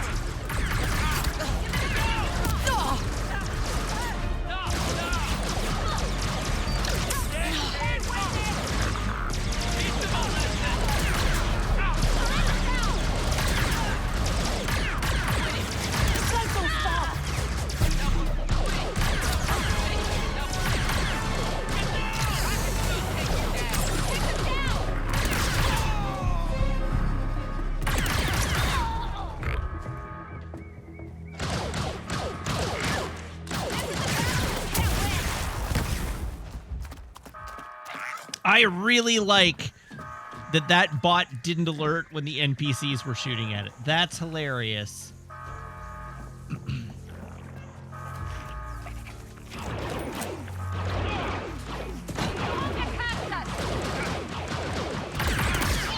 Take cover!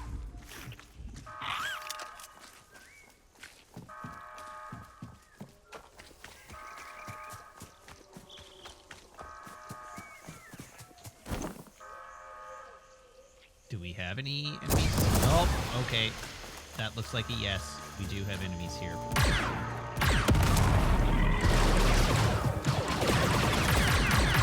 Oh, he's got a green blaster.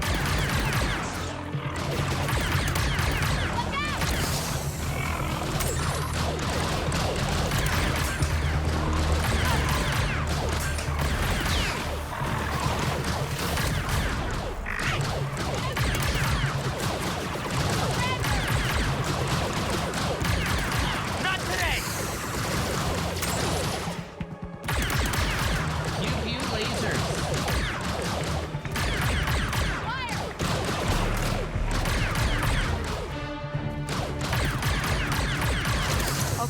Looks like the way is clear. Why was it Zarek Besh and not the Imp? My guess? Ever since we hit him, Slitter's been targeting rebels, trading us for influence. Now, Kay, you held up your side of the deal. It's time to hold up mine. What was that line read?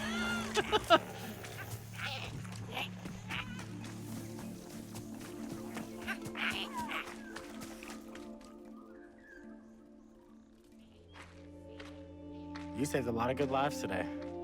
You could save a whole lot more. You know what I realized about you rebels? What's that?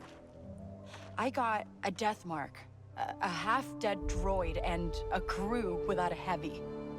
And all you want to talk about is how I can help you. You're just another syndicate, taking what you think is yours. But what if the what if the good guys were bad too? We're on our way. Is ND5 okay? We should hurry.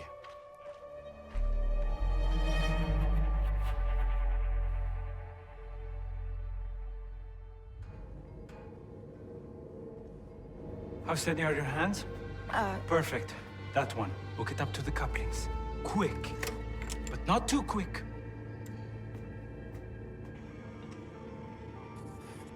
Kay. You've got it backwards.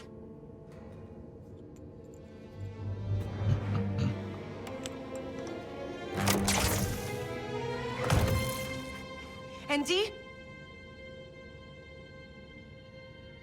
It's a miracle he lasted this long.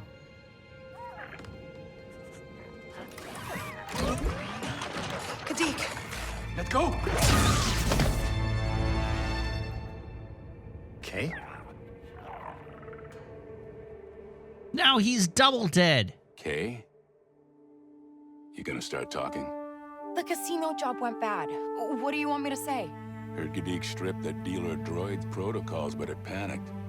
Triggered an alarm. You knew? Still got a few contacts in the CBPD. Gadik made a mistake. You think I wanted him to get picked up? You left him behind, Kay. Now he has to choose prison or the Empire. Easy. Gadik knew the risks, okay? I work better alone. Always have. That sounds like Rico. Not you. I'm done talking.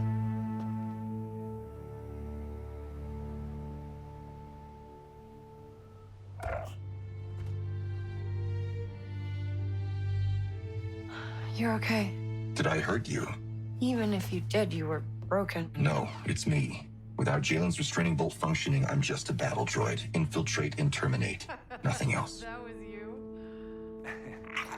I told him not to. Secrets, contacts, credits. I'm the one who brings it all together. Hi, Mom. Hey, Kay. We need 2 slicers, right? Well, here's the best of the best. Not her. A ship? A crew? Big job in the works? I always knew you could do it. I'm just here to make sure you finish strong. Look, Kay, I get it. The score comes first. We need her. You need her. And that death mark's not going anywhere.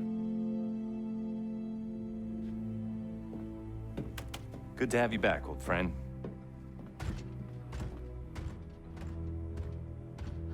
Well, looking forward to catching up, kiddo.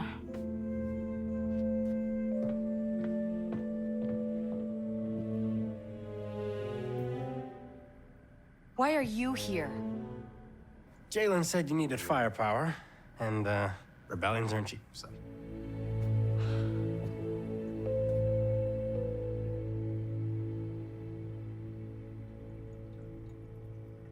All right, we got our heavy.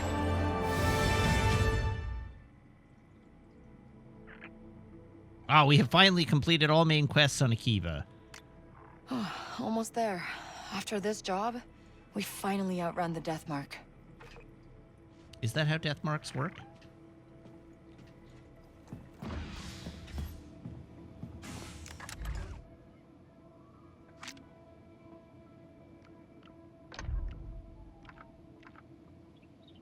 Assemble.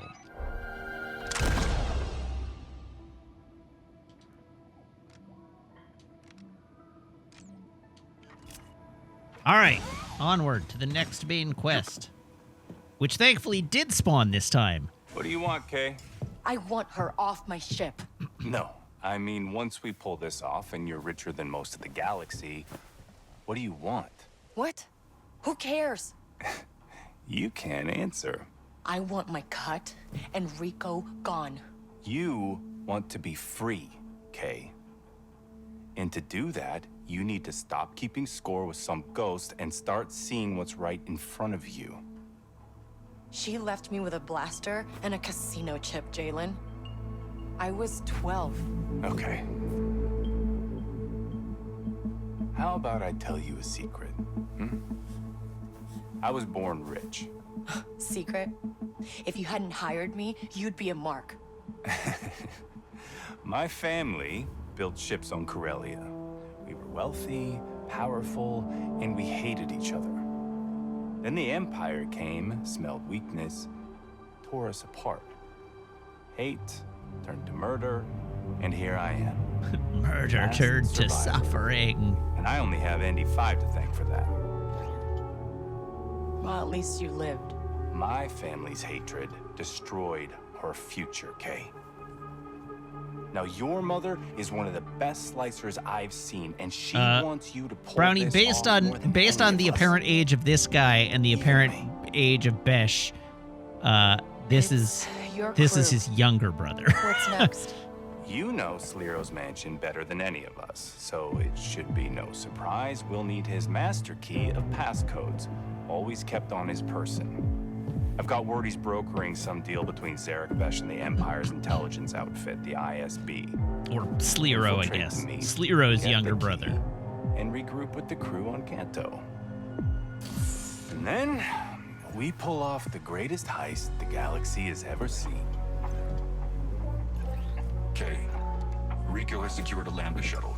I'll send you the coordinates. And be careful.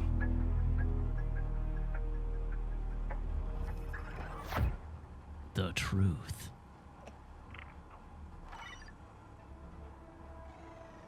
Talk to Rico near Lake Amari. I'll be back, Andy. I'll be here, Kay.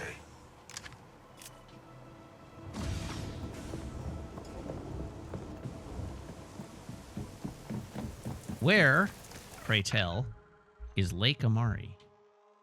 Oh, it's not even far. It's just annoying enough to get to. Ready to go?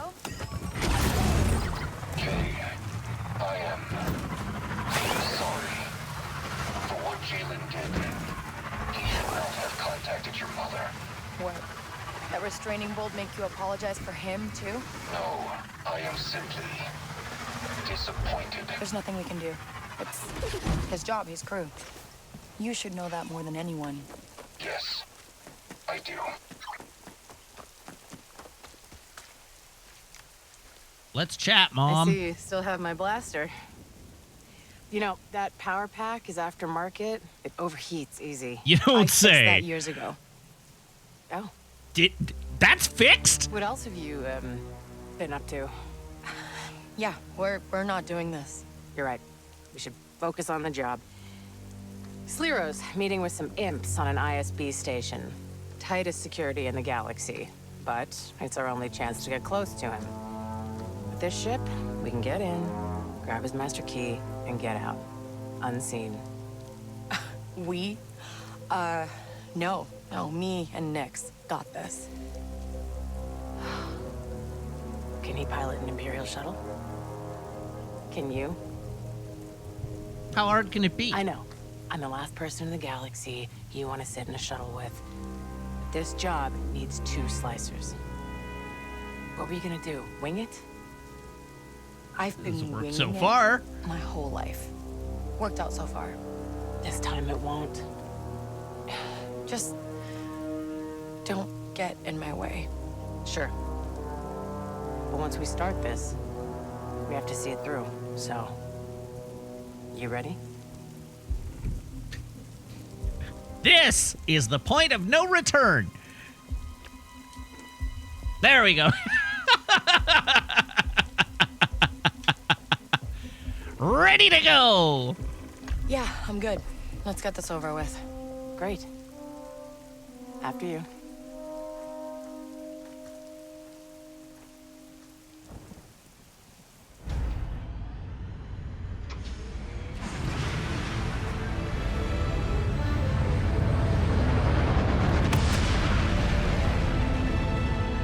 I will not be finishing this in an hour.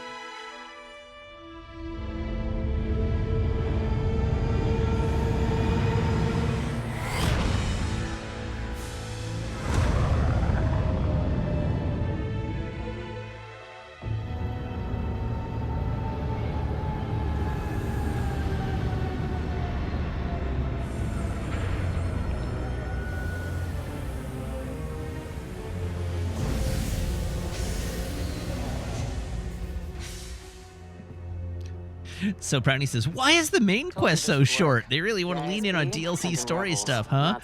What gets me is not how short the main quest is. Later. It's how totally irrelevant the syndicate politics were. They didn't matter to the main story at all. I stopped paying attention to them ages ago. Report back to your commanding officer.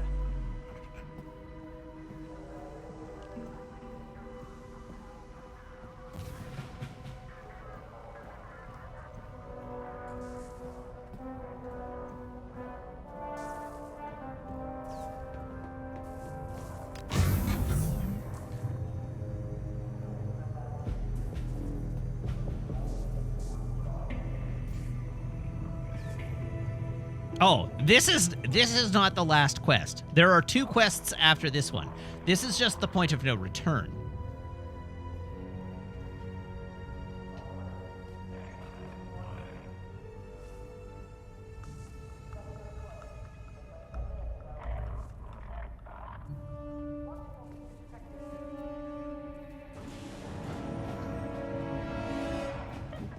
This is just like old times, huh?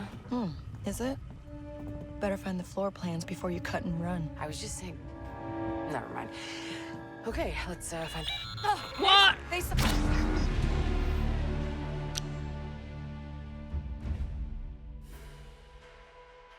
I did not.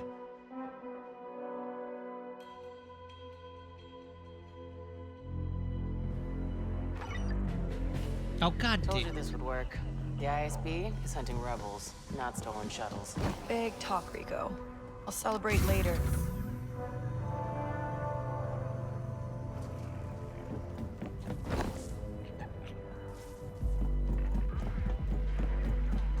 We're clear over here.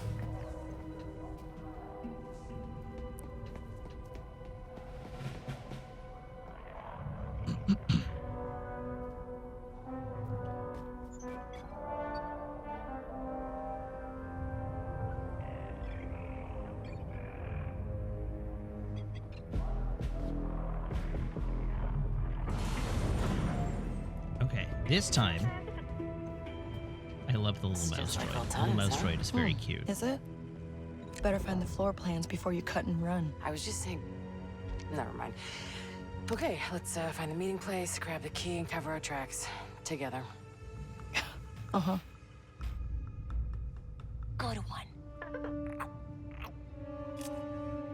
Oh, that was not, in fact, the thing that I needed to do. What is the thing that I need to do? Oh, power off. Nix. Okay. Get that button over there.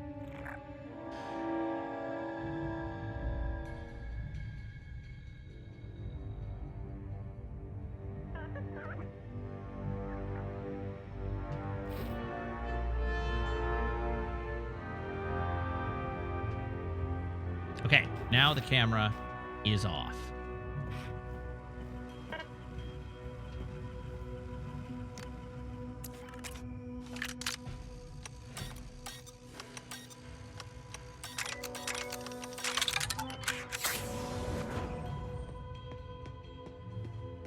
There. That's the terminal. The guard. I got it. Report back for debrief. No trouble here.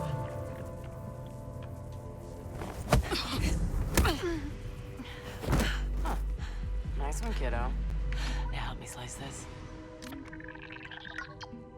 Doop, doop, doop, doop. All right, got one.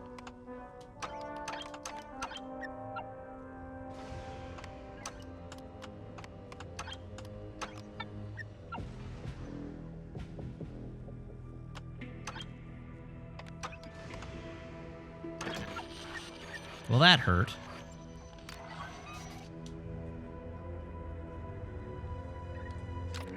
Let's try it again. Ah, crap. Are they the same glyphs?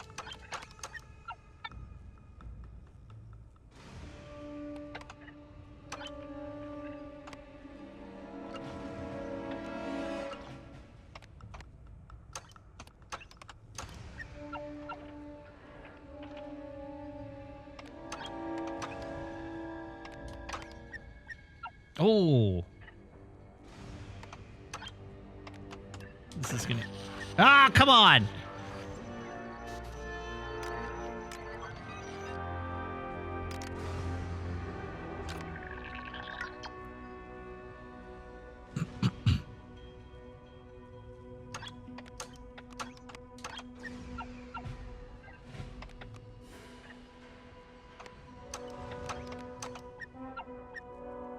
Oh.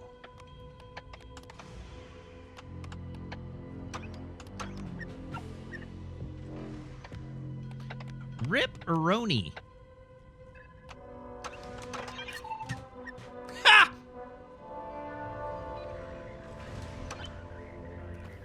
Status report. Over. Looks like Sliro's meeting with some important ISB official on the upper levels. That's our chance. The conveyor's your way up. I'll keep it stopped for you. What? You're not coming? You need eyes and ears. I'll guide you on comms and turn off any alarms from here. So I'm doing all the legwork while you hang back. Look, Kay, something isn't adding up about all this. There's so many Zarek Besh agents here. I want to keep an eye on things. They might be working together.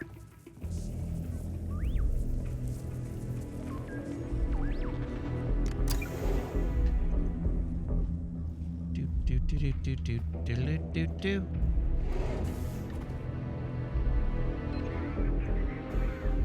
What's your status? Over. No one's getting by me.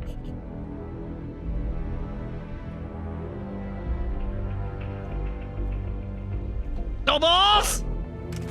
We have it! Nick, we're spotted.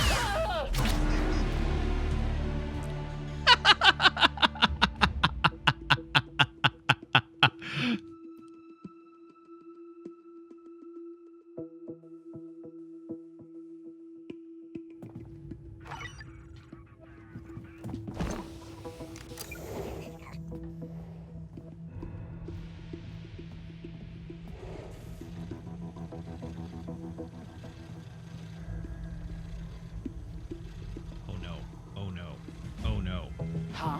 I hacked up. We got it!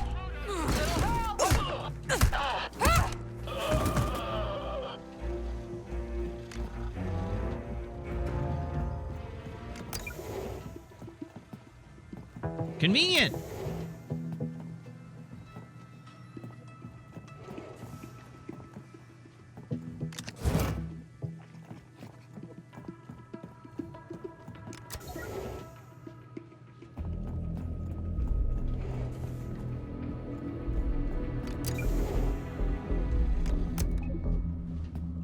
All right. Good night, camera.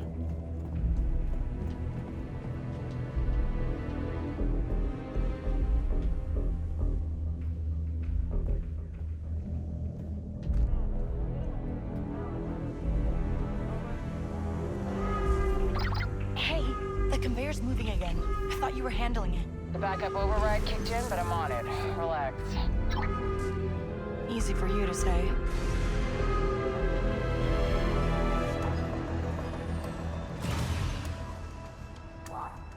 Nothing to see here.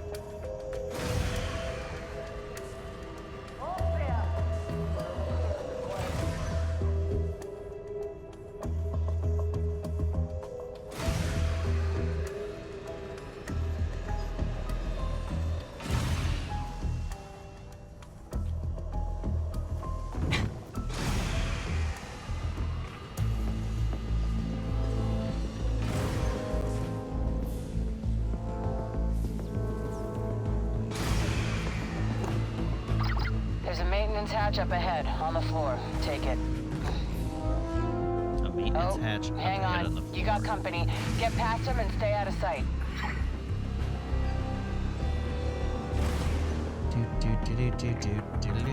Do.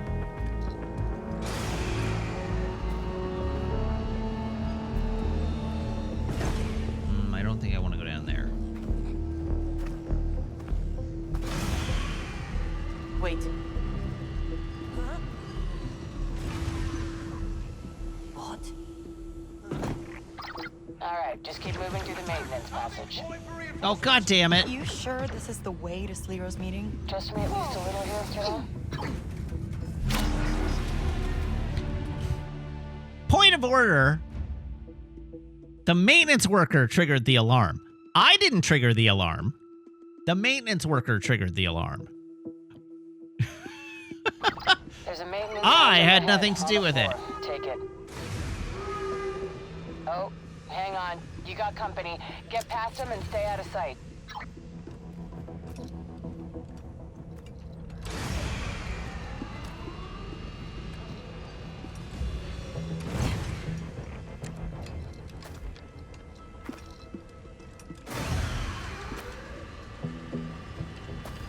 Time to distract them next.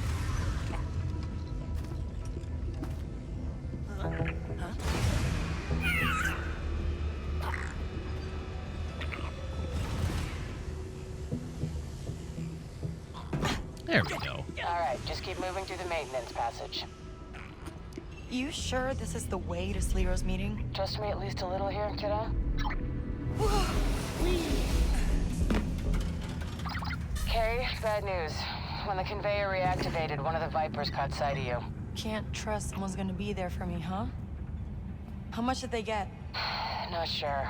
But they're heading into the data extraction hub, same as you. You need to get to it first and wipe it, or the whole heist is gonna... I know what's at stake.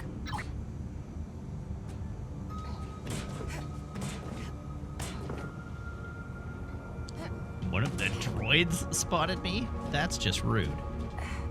Why were they even active? Who turned them on?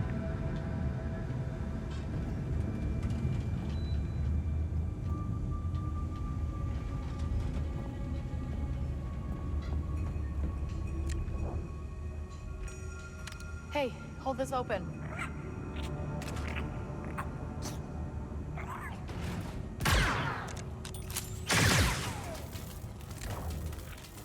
Think you can hold that open for me?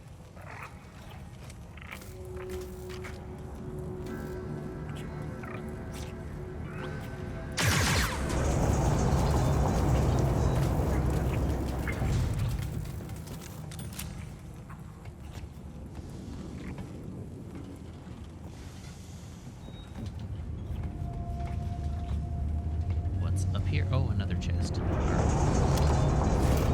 Aged spotchka.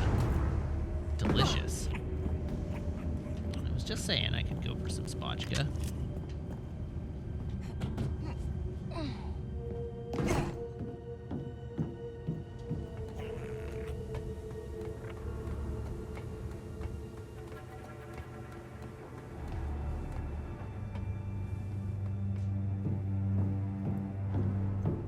Have we actually used any of this craft we've picked up? Yes, we've used it to upgrade some stuff. Before disengaging with that system completely.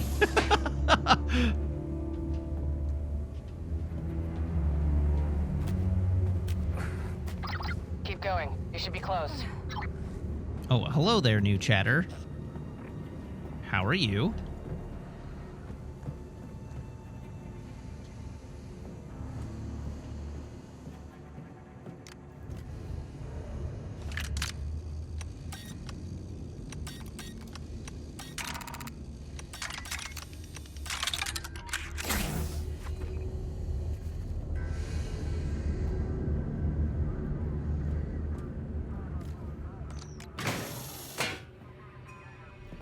Okay, how many Imperials will there be? Hey, I'm sorry about that back there.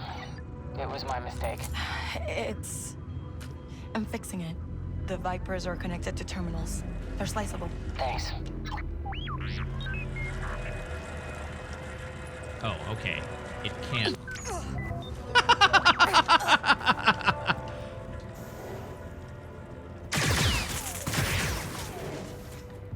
All right, good. That didn't alert the people in the other room.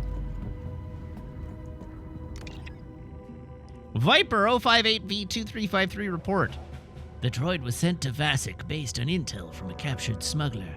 It scanned a settlement on the planet for 6 standard weeks, recording conversations between local farmers. A farmer named Roni expressed actionable plans to steal Imperial generators. An ISB agent was deployed and captured the suspect along with 2 adult members of the family. Well, Ripper Roni.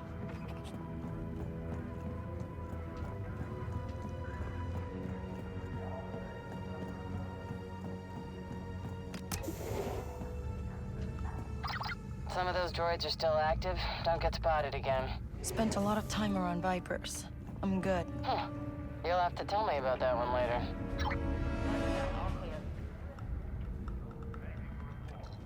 My brother's a TIE pilot. He says he shot down 3 X-Wings in one dogfight.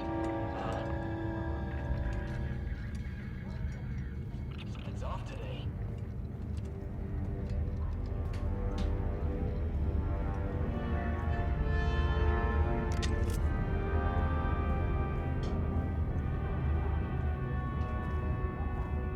All right, well, this is genuinely terrifying. Oh, deactivate droids. Access droid data. Hello. How's it going? I am all right. Look who this is. Look at this. I know, she's so pretty. Oh, you have a spa day. Everything you just said is being recorded. Hey. Come on. Now you're just being paranoid. This doesn't help me at all. Oh, they are pretty. Her paws are so clean. Here, little one. Do you want this treat? A whole treat? Do you want this treat? I bet you want this treat. Do you want it? That's Turn double around. stuff? Maple, turn around. Turn around. Good girl. What a good dog. There she is. What a good puppy. Mom, just trying to know about her new trick. About her new trick? Oh, maybe not. Maple. Here. I'm gonna try and make it. Yes, good girl. Have memory of treat.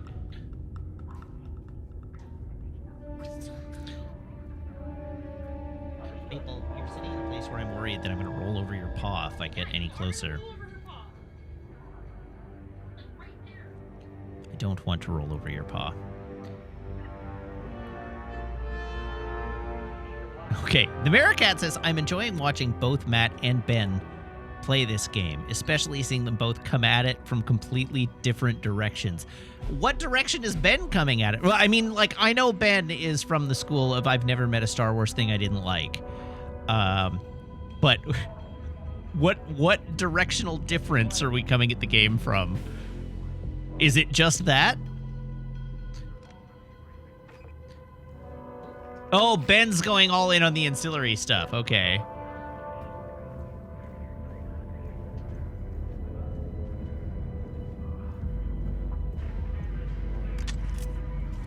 I'll keep watch.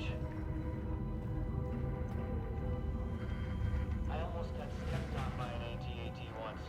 Just missed me. Okay, I need to Commander go. wasn't so lucky. Gross. Yike.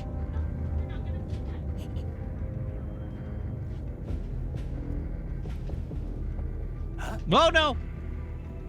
You saw nothing.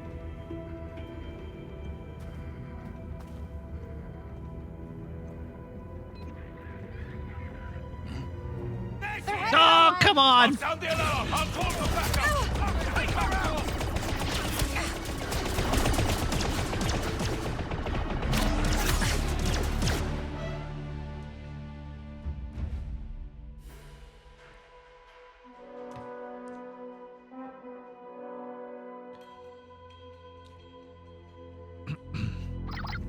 right. There's a turbo lift at the far end That's of the right. room. I've sent it down. Should bring To you my right credit, Zero. the droids didn't see me.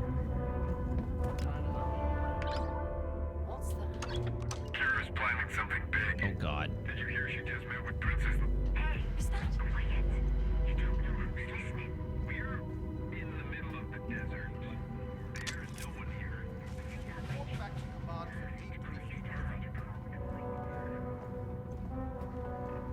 I hope they get us some decent ships for transport. Oh Jesus.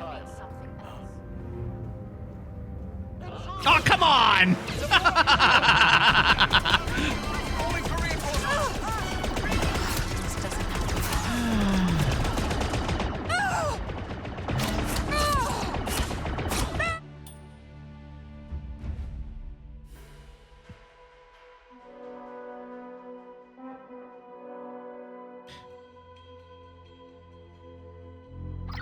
Alright, there's a turbo lift at the far end of the room. I've sent it down. Should bring me right to Slero. All right, let's.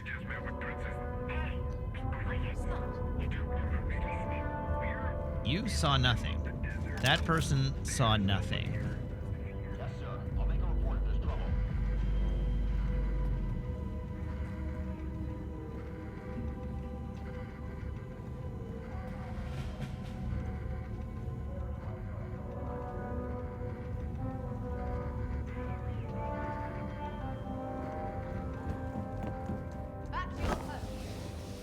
This doesn't help me at all.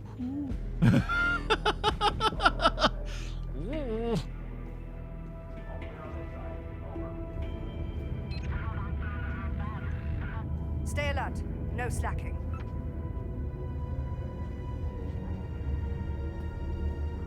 Oh, come on! Hold on.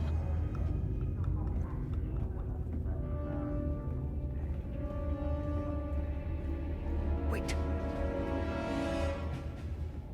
What? Stop! You do not have clearance! I don't know what you're talking about. Oh, Missy Miss, thank you for the sub. Welcome.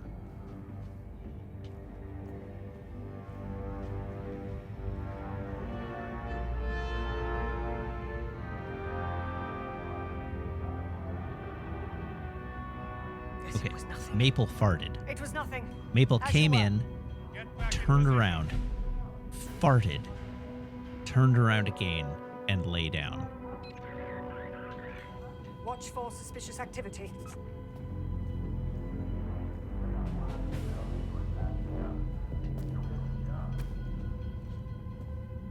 I can't believe I made that. Jesus. Perimeter, over.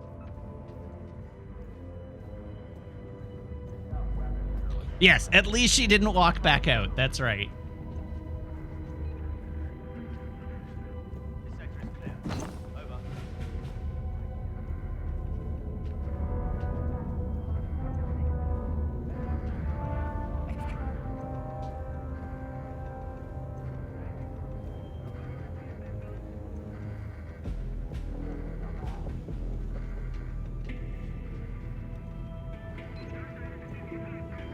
Circle the perimeter again. Over. Okay, the thing I need to get to is 7 meters that way.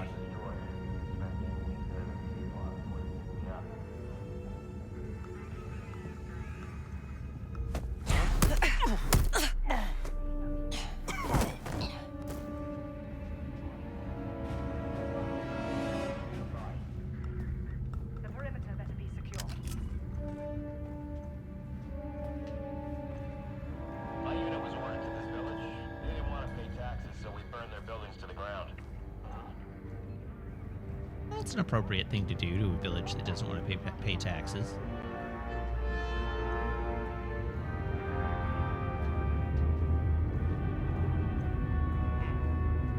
That's not good.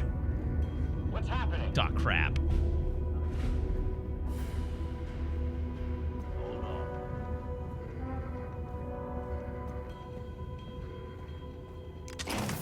He just got a little lightheaded. There's nothing to worry about. You don't have to set off an alarm. You don't have to alert. Just wake him up and send him on his way.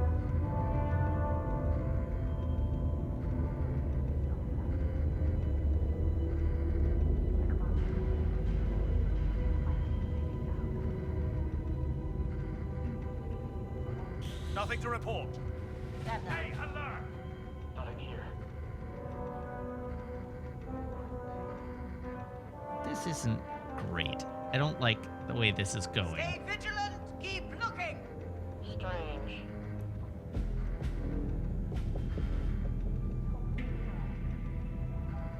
Keep searching. Nothing.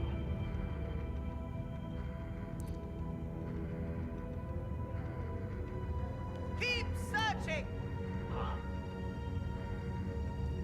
Okay, we're down to only 2 on alert. 1 on alert.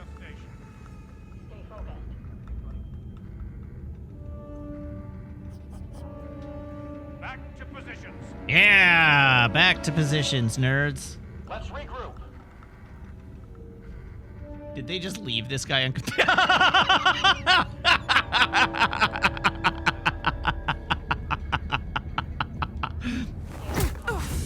All right. As you are.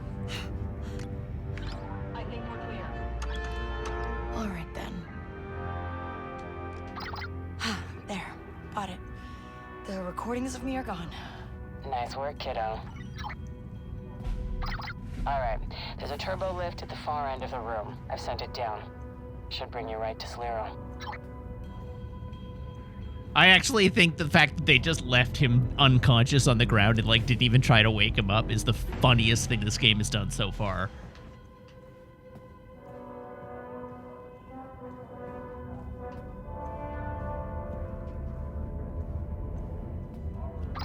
So, you find anything about Zerg Besh and that terminal? Why they're so close to the Empire? It seems like they're using Viper droids. What's left is something called Project Swarm to verify intel, but I haven't figured out why. I've been focused on you.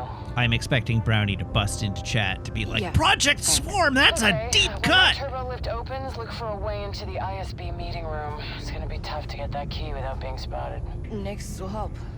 We can do this.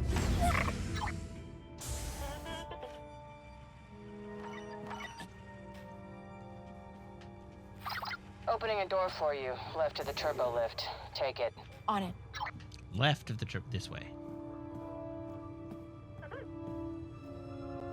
Why are there always people in the hallways? What if there weren't people in the hallways?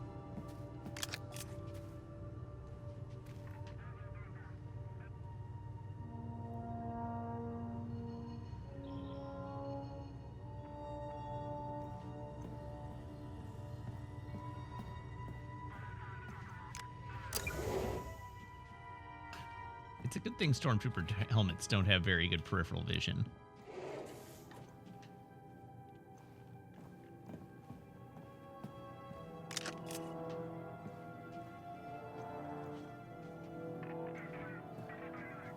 Commander's wrong. I'm the best shot in the battalion.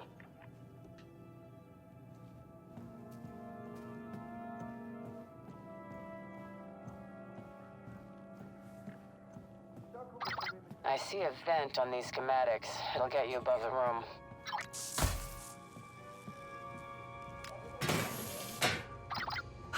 I'm in the vent. Now what? Hello? Imperial big shots here. I don't know who they are, but they came alone. Okay, I have to go. Stay out of sight no matter what. What? Go where? Hello? Rico. So we're back to winging it. Of course. All right, so We're off question. anyway. We can find Slero on our own. Is one of the Imperial big shots Darth Vader?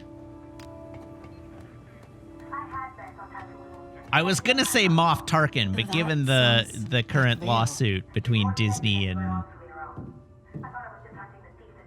his estate, I imagine that's not the case. Any updates on the situation?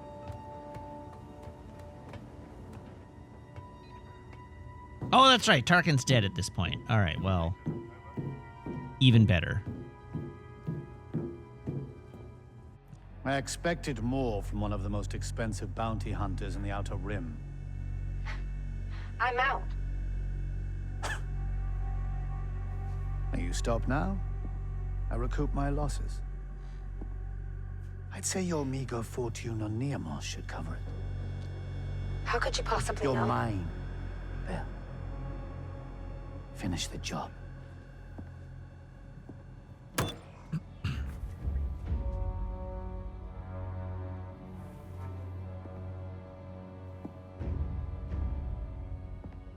my, look at all these guns.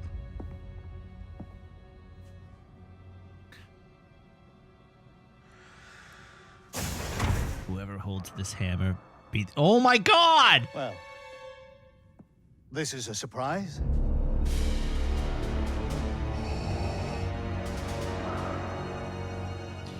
The Emperor has my report. Zarek Bear's syndicate has infiltrated the underworld into the farthest reaches of the galaxy. We are on the verge of uncovering the rebel network. This is an unqualified success for the ISB. Zarek Besh has not found a single member of the Rebel Alliance. That's nonsense. Without rebels, Zarek Besh is a failure. You, Director Barsha, are a failure. Failure? The ISB has created the most groundbreaking intelligence network the Empire has seen, and accomplished more in weeks than the entire Imperial Army. An army whose mindless show of force allowed a rebel fleet to escape from Hoth. It is the ISB that will win this war. Well, that seems like a relatively unpleasant way to die. Lord Vader. Then I suggest you find some rebels, Director. The Emperor is waiting.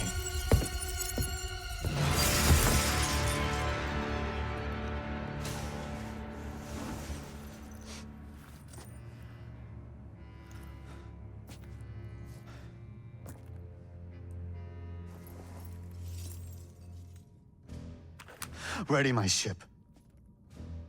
Now. So, question. Do they have a James Earl Jones sound-alike doing the voice? Kay, what do you see? Or I'm not sure. I can't. Kiddo? is that their robot? Is that their Robo Vader voice? Yeah, okay. We got a big problem. Sliro just met with someone who... I don't know. He just tore the room apart. Sliro's Imperial. He's an IMDb ISB can director. probably answer it. Did you know? What? I'm not that crazy. This is bad.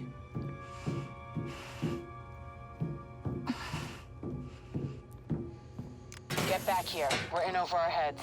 What about the Master Key? Sliro's gone. At least we can still get out with our lives. No. If you want to run, fine. But I'm getting those codes.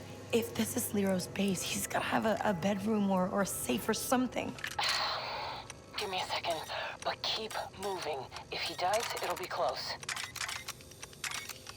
I think they found his private quarters. You're on the right track. But, Kay... I can do this. I got it. All right. There we go. Okay, we have a link to a fandom page. A fandom wiki page. Scott Lawrence. Gameography.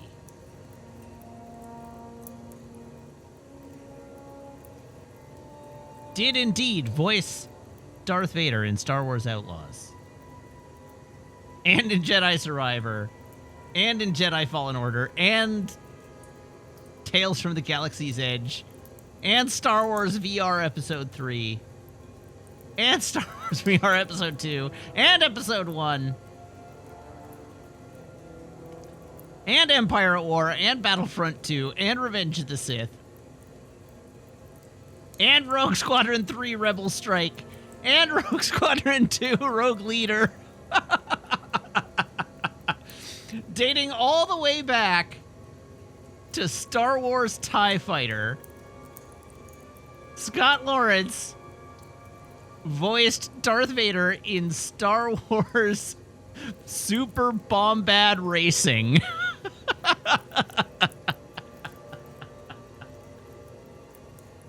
You know what?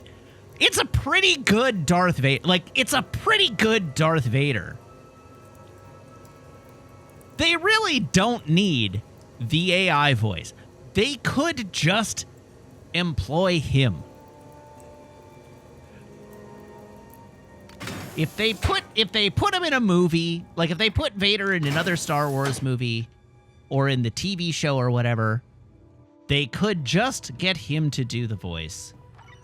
I mean, yes, obviously they could just tell stories that don't have Darth Vader. But if they have Right to... outside now. Doors are sealed, though. Run on a separate circuit. Got it. I'll find a way through.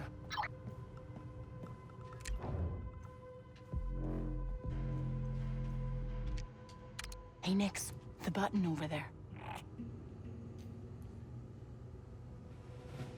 I mean, he's...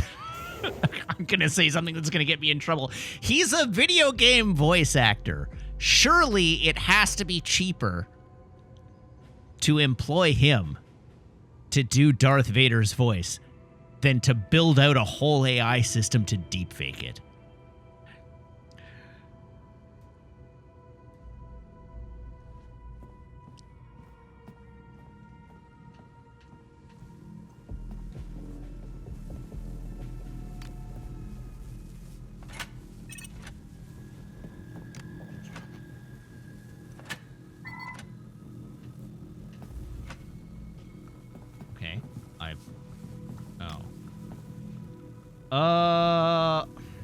I get it. I think I get it. Need a distraction, Nix. No, I don't need a distraction. I need you to hold the lever down, Good please. job. Hold it down. Nix, That was a very good distraction, but I actually need you to hold down the lever. Hi, Meg. Hi, I heard you needed a distraction. Well, that wasn't quite what I meant. Hold it. There. Carefully. You gonna finish this tonight? There we go. Are you gonna finish this tonight? Probably no. Door's open. I'm going in. And I'm on the cameras. There's You're still two clear. whole missions after this, and I'm not going to finish them in a half an hour. Move fast, Kay. No way they don't notice this. Oh, good night.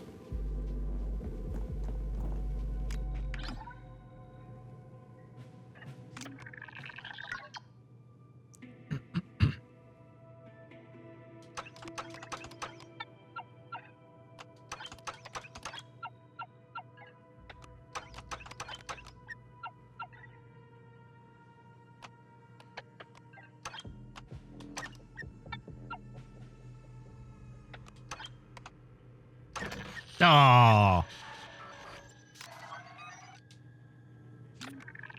Let's try it again.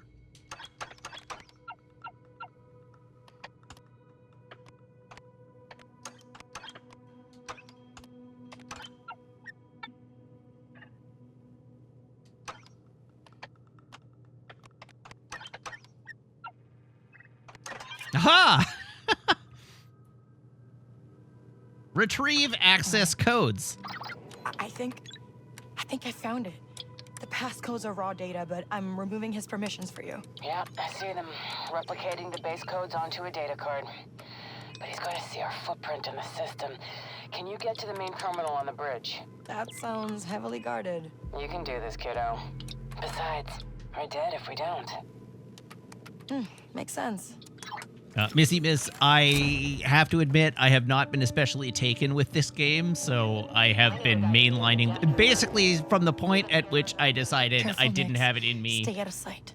to bear more of this game than I had to. I decided to just mainline this story.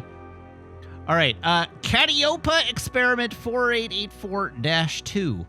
In order to evaluate ideal interrogation techniques, 2 groups of prisoners were exposed to either an ITO droid or a boar of the Marian to exude false intel provided by a plant. What?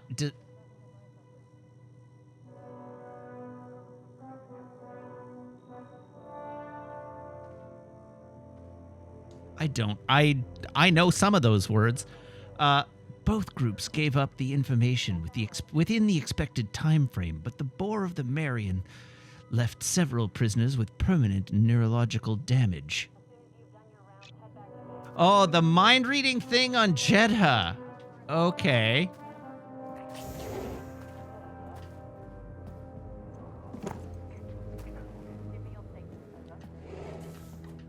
That's what that thing is. Okay. Got ambushed by some Hutt cartel thugs. I need to go this way. Last half of them before they ran. So this door is open. How likely am I to die?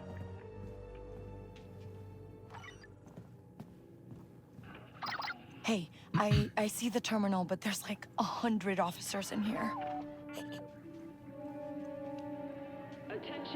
So, if you don't mind me asking, what is it about you don't like? So I don't want to go into it too much because I worry that I'll run the risk of being too hard on it and ultimately turning chat into a negativity spiral. But I don't think it's very good.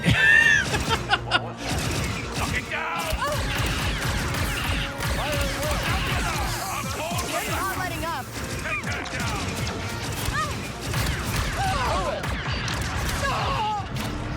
There we go. The alarms have been triggered. That's fine.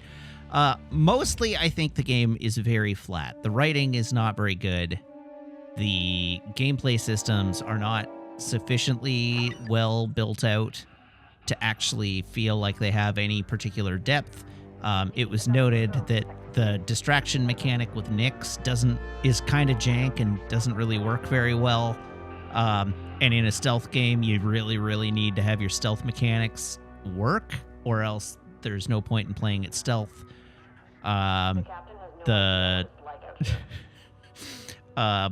There's a bunch of stuff in the game that is just like misallocated resources, where they just spent too much time on things that didn't actually add any value to the game and neglected things that would have been important to make the game good. Like it's from a like, I don't know. You're new to the channel. I am a game developer. I work in AAA game dev. I am a producer in game dev, and so I look at the game and I'm like, there are a lot of decisions made in the development of this game that feel like maybe they weren't, strictly speaking, intentional on the part of the production.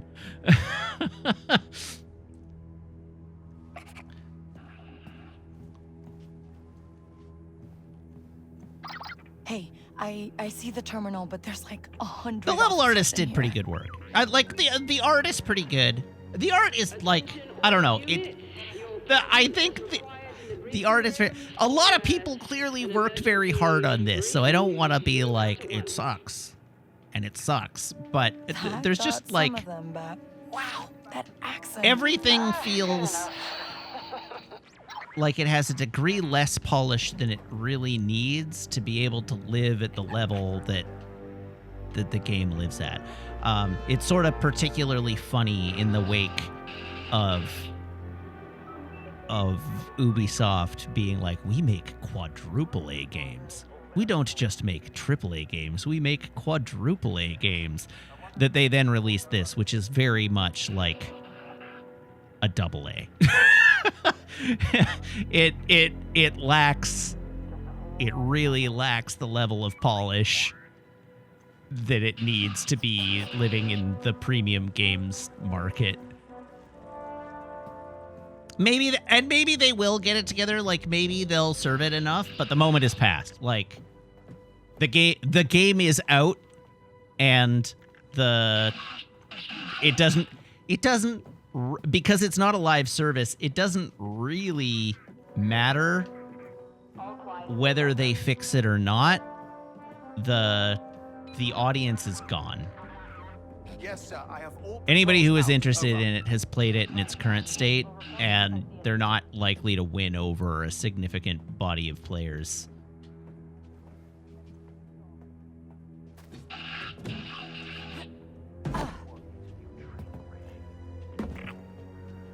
Okay, where am I going? Huh? Go to sleep.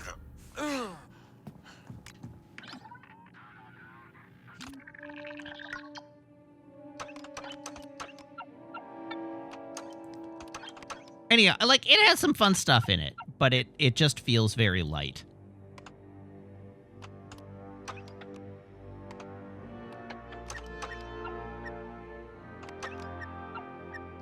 Oh, now we're in danger. Oh, hey! Okay, then. Aha!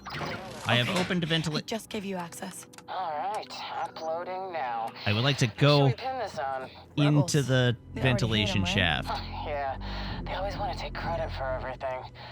Oh, and I found you a way out. Sending coordinates. I would say, like...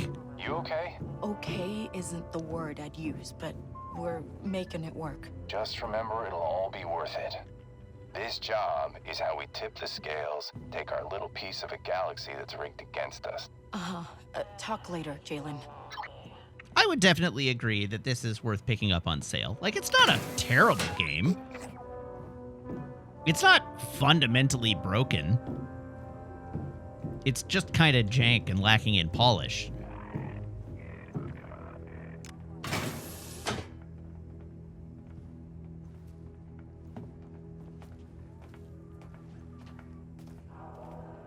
All right, I have to go 110 meters that way.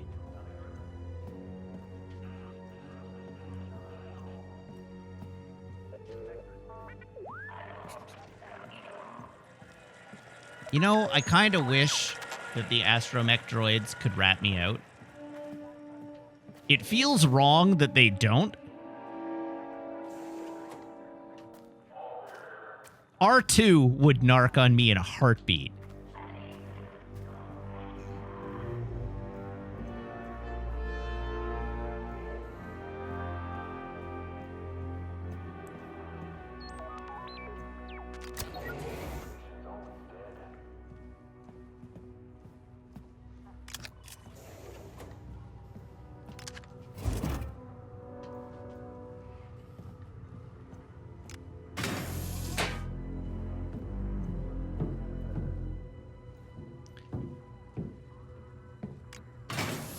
Why? I don't like that.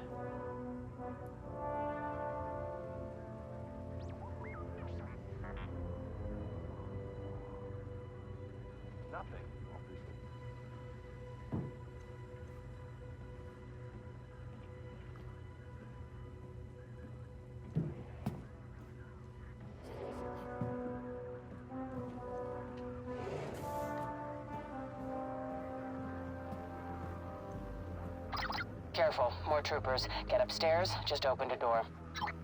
I'm working on that.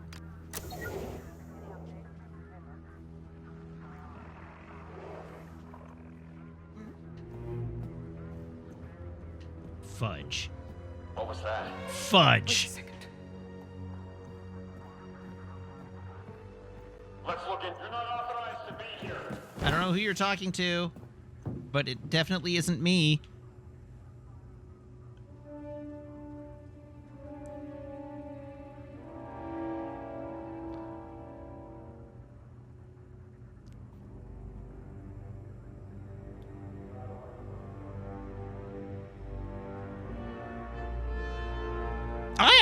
I was curious about that. I was curious about the Ubisoft Avatar Mists of Pandora or whatever it is. I was curious about that game. And then other things took priority and I didn't really I understand it's basically just Far Cry.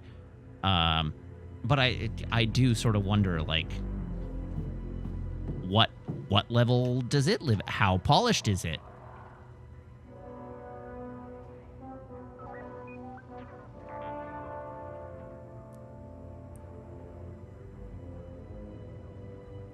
Missy Miss says, so I am an Avatar super fan. I played 500 hours of it. It's not good. Or not polished. Anyhow, Ubi does seem to be having some challenges at the moment. The sector is clear. Oh, for Christ's sake.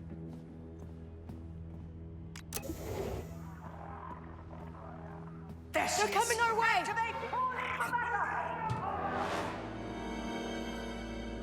Remember your training!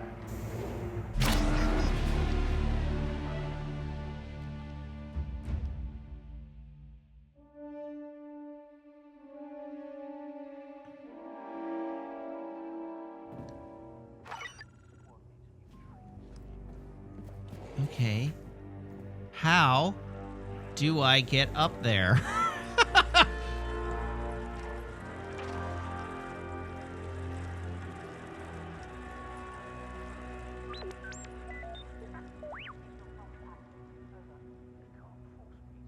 I mean, I guess I could just try to murder everybody.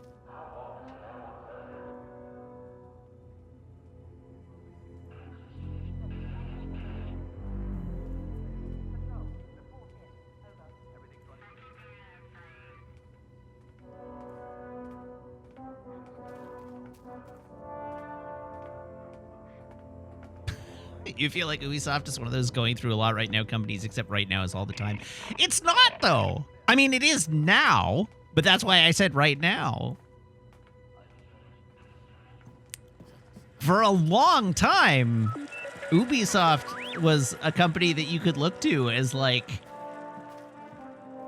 this is the big show. Like when they said we make quadruple A games, that was a thing that, like, I mean, it's like braggadocious, but it's credible. Or at least it was.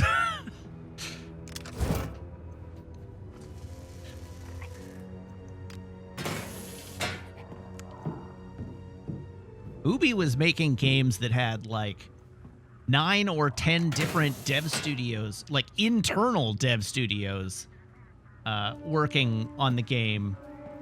Oh, Christ's sake.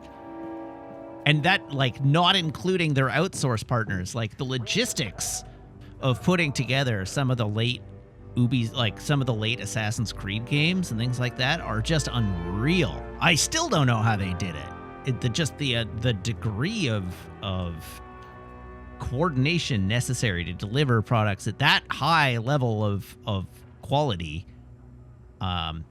with like thousands of developers working on them, is bonkers.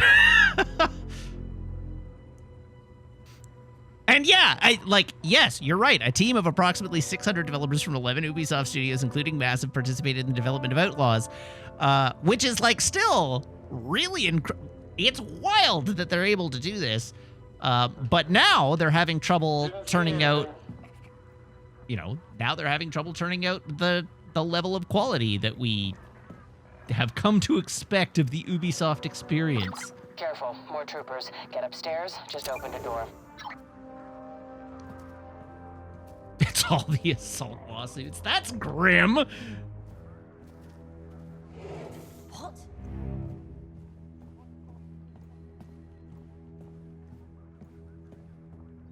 What?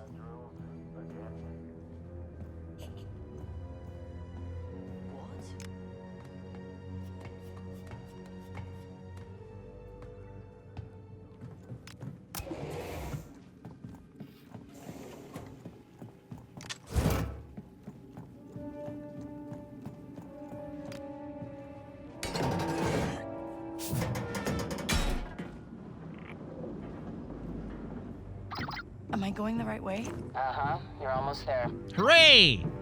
We made it.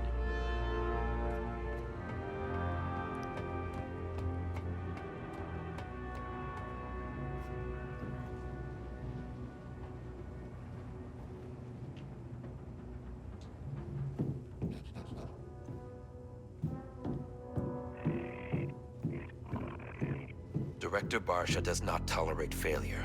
Regardless of when he landed, his shuttle must be primed for takeoff at any moment. I don't want excuses. I want action.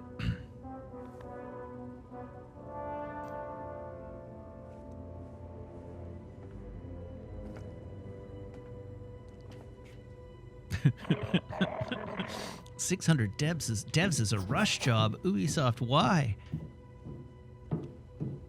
Did you know that you can make a baby by having 9 women pregnant for 1 month?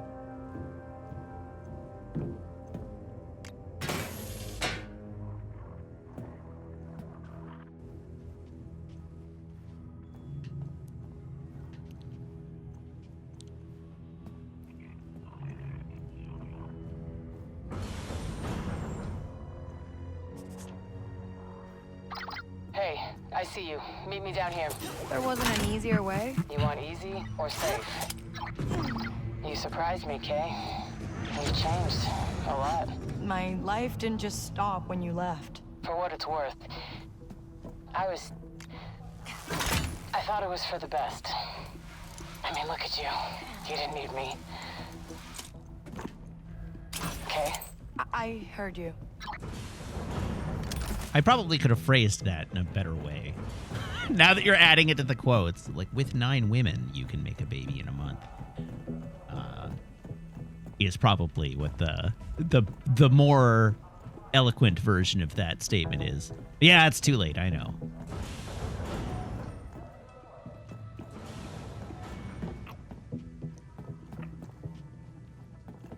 Parallel Pregnancy does sound like a House MT episode, you're right.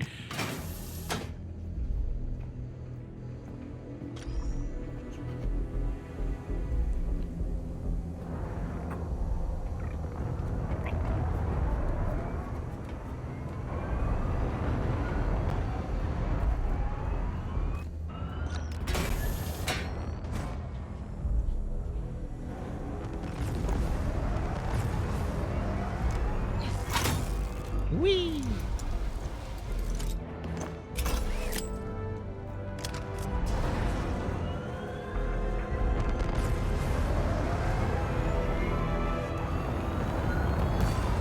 Buying into the mythical mana. Listen, it was clearly facetious. You say that to make it sound like, to point out the ridiculosity.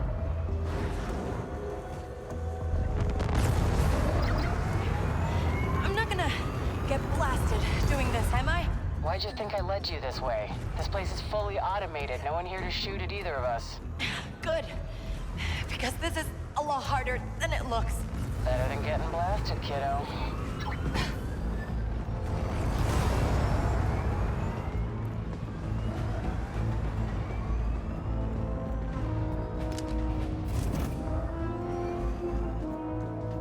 Down we go. This is a long... I expected that the last few levels would be pretty long. Just moved on to bigger ones. Yeah, that's the life. Oh. Hey, Mom. All right, final stretch. Let's get out of here. Let's get out of here indeed. You know, you did okay. This worked out. Yeah. Felt like old times. Yeah, until she throws me under the bus. The good ones. Okay, we have to get from here to the shuttle. Where is the safe route?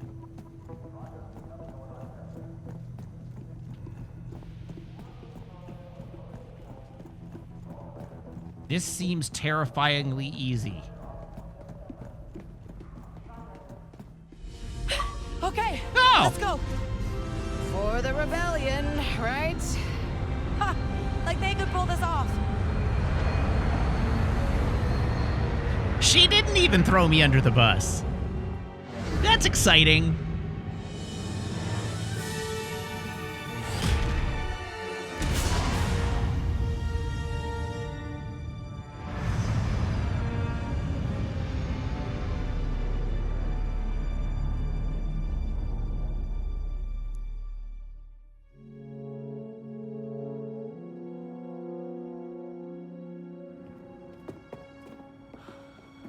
Told you not to come back, Kay. Was I supposed to listen? Looks just like I remember it. No need to change it if it's right. You okay? Sure. Just saw some things that I don't know what we're walking into. Just tell them what they need to know. We got a problem. Zarek Besh? It's an Imperial front. Sliro's ISB. ISB? Imperial Security Bureau. The Empire's intelligence outfit. God eyes everywhere and a hell of a lot. I don't feel like that needed explaining. I feel like the little bat creature understood what ISB meant, given the surprise in her voice. You say goodbye to 157 million credits. You knew, didn't you? Would you be here if I told you? Dank Tharek, no bata. That's a pichotza. So now you're scared. Hank, you lost everything. And here's a score that means you can start again. And how about a few million for an ex-Imperial to just vanish? And rebellions need a lot more than hope. Oh, shots Especially when fired! you're losing. Take that, Rogue One! Okay. The reason we're all here is because you proved it can be done. You've seen this vault with your own eyes. And this is your one shot at freedom. No Sliro, no death mark. No more looking over your shoulder. I knew you would be upset about that, Sam. What do you think, Kay? Last time I tried this, I realized security's weak spot is the hangar. These codes get us access to the ventilation system. Sliro's vaults are blocked by those energy gates. Nothing Imperial slicers can't handle. As soon as the gates are down, these automated turrets kick in. I'll secure our exit through the casino and hide in plain sight.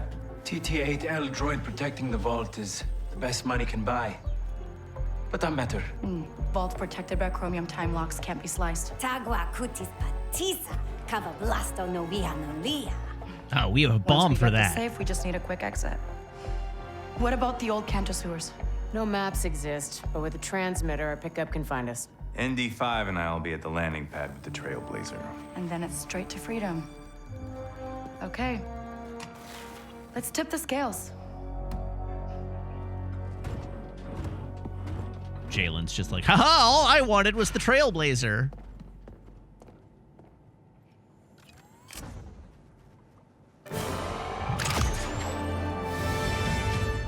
All right, well, that's going to be it. Everybody try to remember everything that was just said for Thursday when we have our next stream.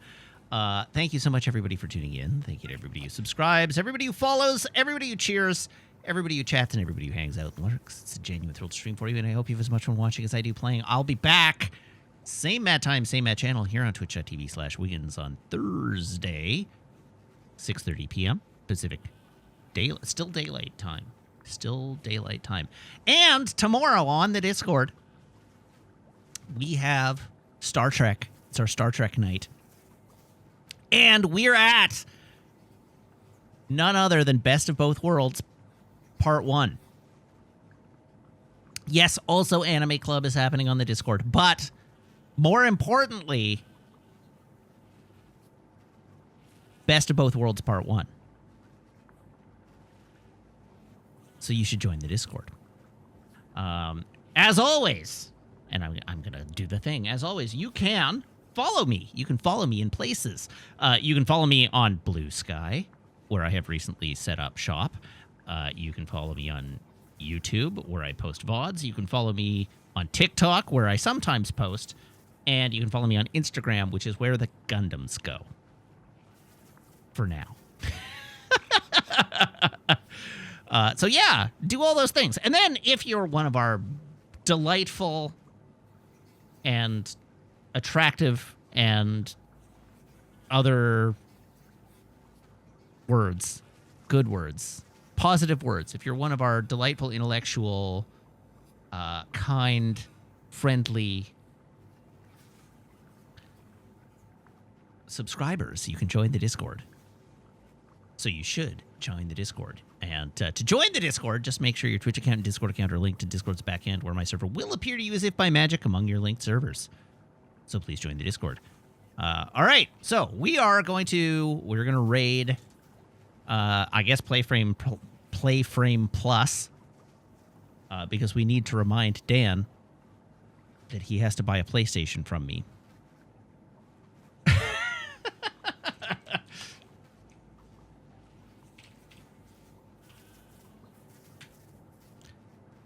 Everybody hop aboard this raid train. I will see you back here on Thursday.